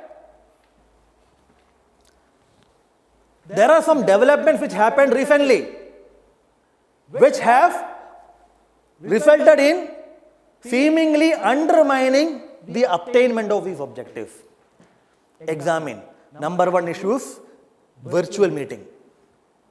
Physical to virtual. Number two, even in the meeting, multiple disagreements have happened. India did not sign the document on OBOR. India wanted that millet should be a key theme of SEO. China did not agree. India wanted that, what? India wanted that English should be the official language, should also be the official language of SEO. China and other countries did not agree. Not only that, bilateral relation between India and China, how it is functioning? At a very low ebb. So bilateral relation between India and China is creating problem in SEO also. So what India joined SEO in order to achieve these objectives. But these are not being, India feels that these are not being achieved. You need to write why is it so, what are the problems. The more you read questions, the more you write answers, the more you practice writing, the more you get your answers checked by the faculties, you will be able to understand and you will be able to write answer. Answer will have right orientation. Whatever we are discussing are some preliminary parts. The only way to assimilate the demand and command is to write answers. When you write discuss means what? When a student comes to a teacher, what does he or she discuss? Generally about preparation. So generally we'll ask which area you feel comfortable, which area you don't feel comfortable. So problems area and those areas where you are working well. Pros and cons, positive and negatives. Discuss. When the command is discuss, you also need to write some other aspects. Generally it will be very difficult to differentiate between examine and discuss. Depending upon the question, you need to write. I will give you an example. Discuss the implication of the actions of the governor for cooperative federalism. How will you answer this question? Anyway, leave it. Discuss the role of Attorney General of India in the context of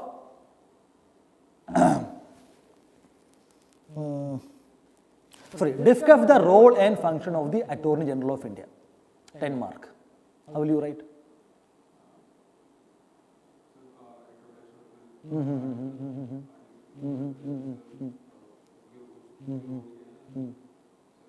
Discuss is the word. Weaknesses should be written. Some issues should be written. Discuss the role and function of the Attorney General of India. You'll write Attorney General, articles and function role.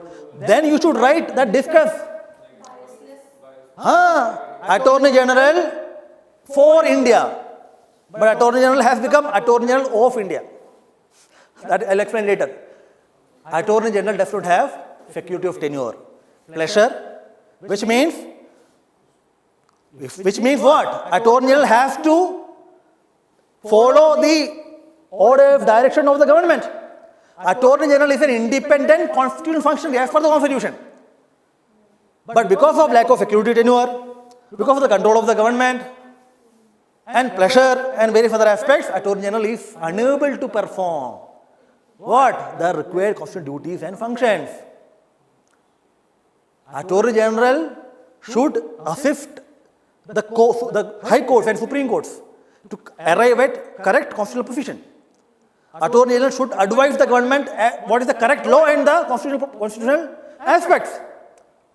Attorney General's role is not to defend the government always. Attorney General's role is to defend the Constitution and the law. But recently, you know what is happening? Defending government. Discuss. If it is explained, if it is described, no problem. Are you understanding what I am trying to say? When you go home, when you see the question papers, you will understand the command. There was a question in 2019 or 20 about Attorney General. Then you will understand the command is discuss. Whenever there is discuss, should discuss. Some other aspect should be written. Now, let us come back to that. Come back to this. Body. The demand should be written in body. Demand. Introduction, SEO. Let's say take SEO. Demand should be written. Virus of conflict. What are the viruses of conflict affecting SEO? Bilateral issues. The 23rd meeting. Millet, English, etc. Conflict. Bilateral between who? India and China, India and Pakistan, Tajikistan and Kyrgyzstan. Not only India, India and China. Not only that, the geopolitical rivalry. Russia-Ukraine war has divided the world. Russia-China is one bloc, supporting each other. But India, although not supporting, but India is in a difficult position. India also a member of the Quad and others. So India finding difficult to manage the relation between the East and the West. USA and Russia. We'll study that later, don't worry. For the time being, I'm trying to say there are multiple conflicts which are affecting. Bilateral, regional and geopolitical. Virus of conflict. And how India can do? Second theme, body. India's presidency, although the virtual meeting, it was virtual meeting, but prior to that, India hosted large number of meetings. And India has established working groups on multiple themes and multiple subject areas. So India's presidency provided a template for other nations to follow. A model.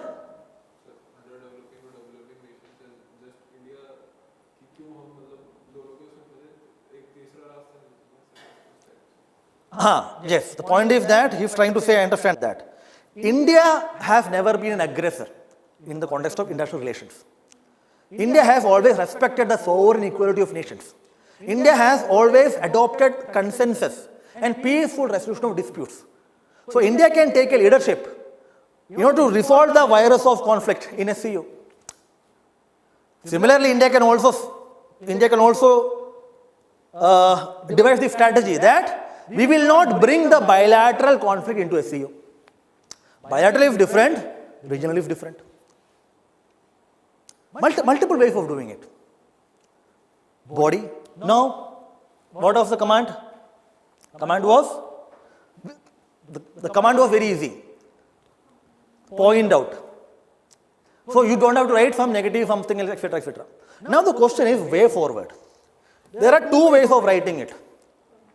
Way forward. But two prerequisites are there. If it is a 10-marker question, it is advisable that you write way forward as part of conclusion. A 10-mark question which means 150 words. It is advisable that you write way forward, what can be done, suggestions, recommendations, whatever that might be, in conclusion, which will help what? Save space and time. If see this question, which one? This question, this one, a 10-mark question, a 10-marker. Tell me, after writing these two themes with introduction, how much space will be left for you? Not only space, will you have any option to write further because of the word limit? Very less. What I am trying to say, conclusion should be written. In conclusion, write way forward. Although there are conflicts happening in SEO, and India can take lead in addressing or mitigating this conflict, other nations should also take steps, especially China and other nations. Without a reciprocal approach by other nations, India cannot alone address the conflict in SEO. If it is a way forward, हाँ बोलो.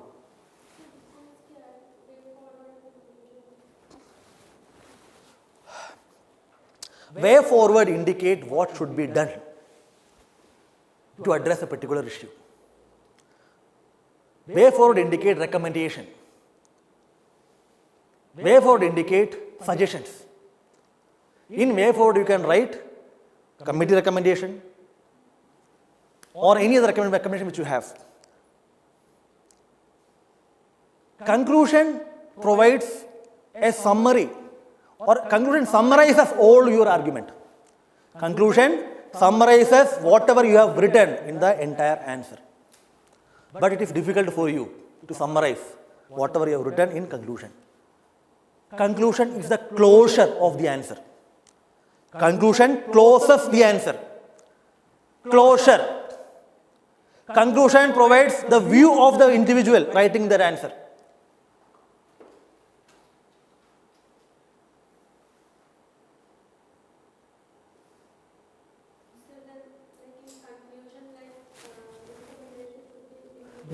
That is what I am trying to say.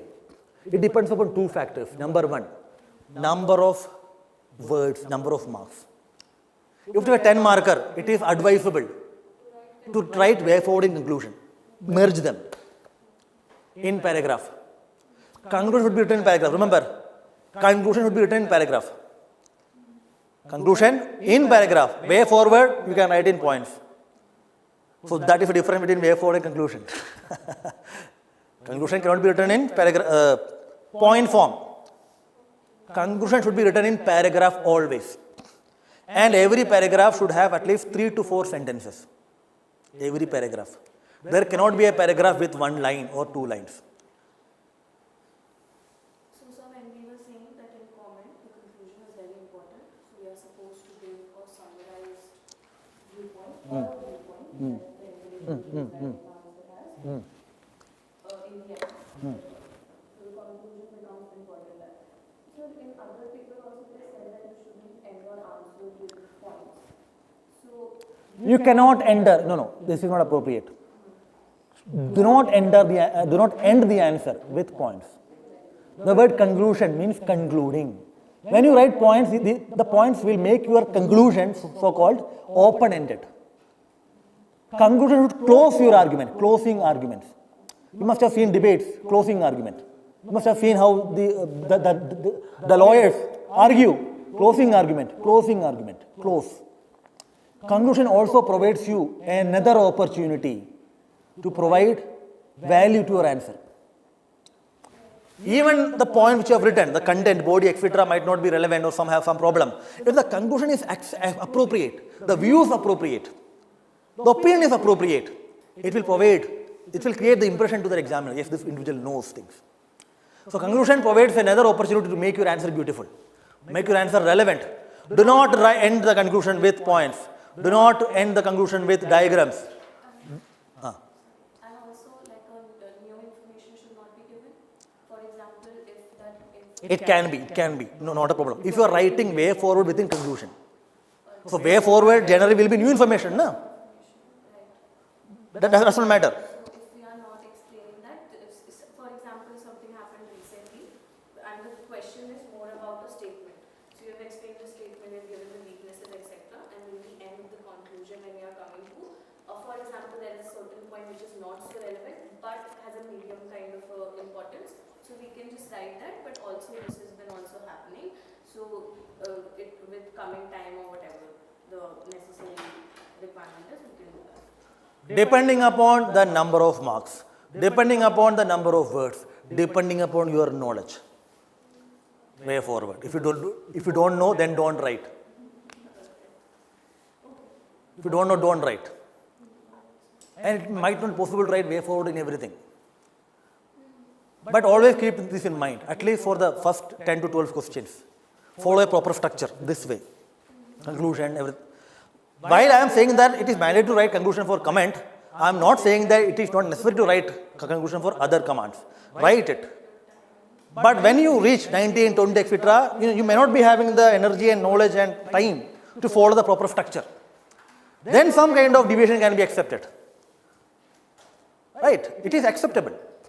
But if it is 10 marker, if your knowledge is limited, if the time is less, then limit yourself to, the way forward should be written in conclusion. Merge it. Merge way forward with conclusion in a 3 to 4 lines. All these things require articulation, the way you write, the skill, writing skill, whatever you call it. Language, writing. If it is 15 marker, you will have option to write way forward. Before conclusion, write way forward.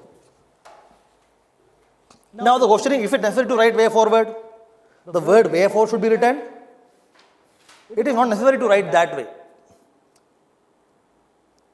You can write in this way, the following steps can be taken to address these issues. Number 1, 2, 3, this way you can write. So essentially it means way forward.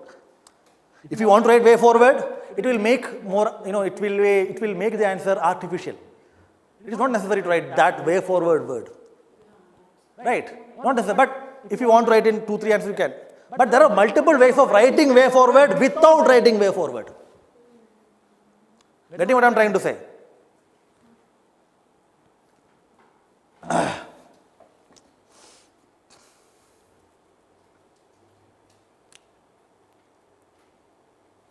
क्या बचेगा अभी? Critically analyze, etc. will study later, don't worry. There are a few other things also. Critically analyze, critically examine, and justify, argue, critically comment, critically discuss, and do you think that, something like that, don't worry, we'll see that later. But that time is 1:30, I think. Right.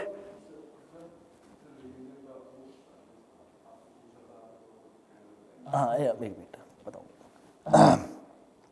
In fact, I was planning to teach you few things today. I was planning to teach you the introduction to IR, how the meaning of international relations, the meaning of IR, and the evolution, origin, etc. And also some schools of thought of IR, realism and idealism, and some fundamental concepts. What is geopolitics, geoeconomy, strategic autonomy, realpolitik, foreign policy, diplomacy, balance of power, balance of terror, etc., multiple things. But we'll do this in next class, next Saturday.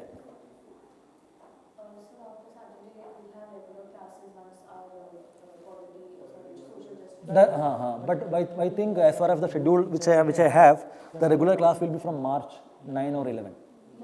Right. From that we will have Monday to Saturday. So we will be able to complete this IR on Monday to Saturday. Yes. Last week of March. It will be done. Go home and revise whatever we discussed. Not only that, your homework is this: PYQ, syllabus, notification. Right? So if we extend beyond the prescribed word limit, is it UPSC have done that. If you are, let's say, if you are extending the word limit in 1 or 2 questions, don't matter. Don't make it a habit. If it is 150, you are writing 150, not a problem. this much of margin is there, 160, 170, not a problem. But if you are, instead of let's say 250, you are writing 350 words in every question, You don't have so much time also. it's not possible to write. Don't do that. The more you revise, the concise the content become in your mind. You will be able to write succinct answer, relevant and meaningful. You will not be beating around the bush. Your focus will be on this. Right? But even if you, let's say, extend, doesn't matter. But the extension will be in your own peril, because you don't get time to write other answers. Not only that, if you are writing it, if you are exceeding weight limit in number of questions, then there can be penal marks. So don't do that. But it is not possible, it is not also wise to count your words in every question. Don't do that. Generally 1.5 page, 150. 1.5 pages? Okay, fine. Generally that is 1.5 page is generally 150 word. 1.5 page. 1 page, half page. 2.5 page, 250. More, right? This is as far as GS is concerned. But in optional, long answer questions are there in optional, where the UPSC does not provide you any weight limit. They will provide you 3 to 4 pages. In optional, there are some questions 20 marker. You can write 4 pages.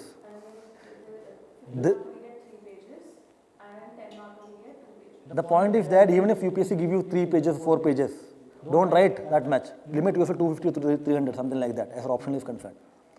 Do not utilize those pages. It's a trap for you. Because if you write 4 pages, what will happen? You don't have time to write others. No.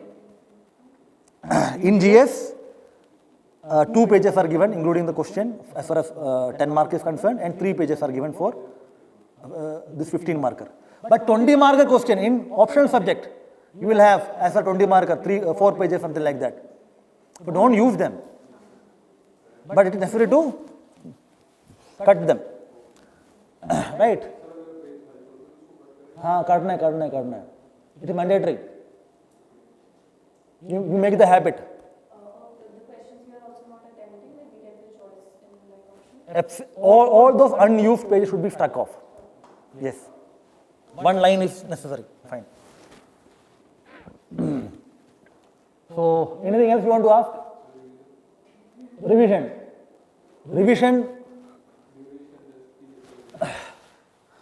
If you are able to recollect the content with satisfactory level, then you have revised properly. If you are able to solve the question properly, then you have revised properly. The test of revision is solving the question properly, writing the answer properly. If you are able to do it, then you have revised properly. If you are not, keep revising. This is the formula. क्यों नहीं आएगा? बिल्कुल आएगा. Keep. That is what, if you study something, still you are not able to answer the question, which means you should require more revision. And if the notes are not sufficient, the specific question which is being asked is not covered in your notes, then find out the source and add that there. Do the hard work today, so that you can enjoy your future life.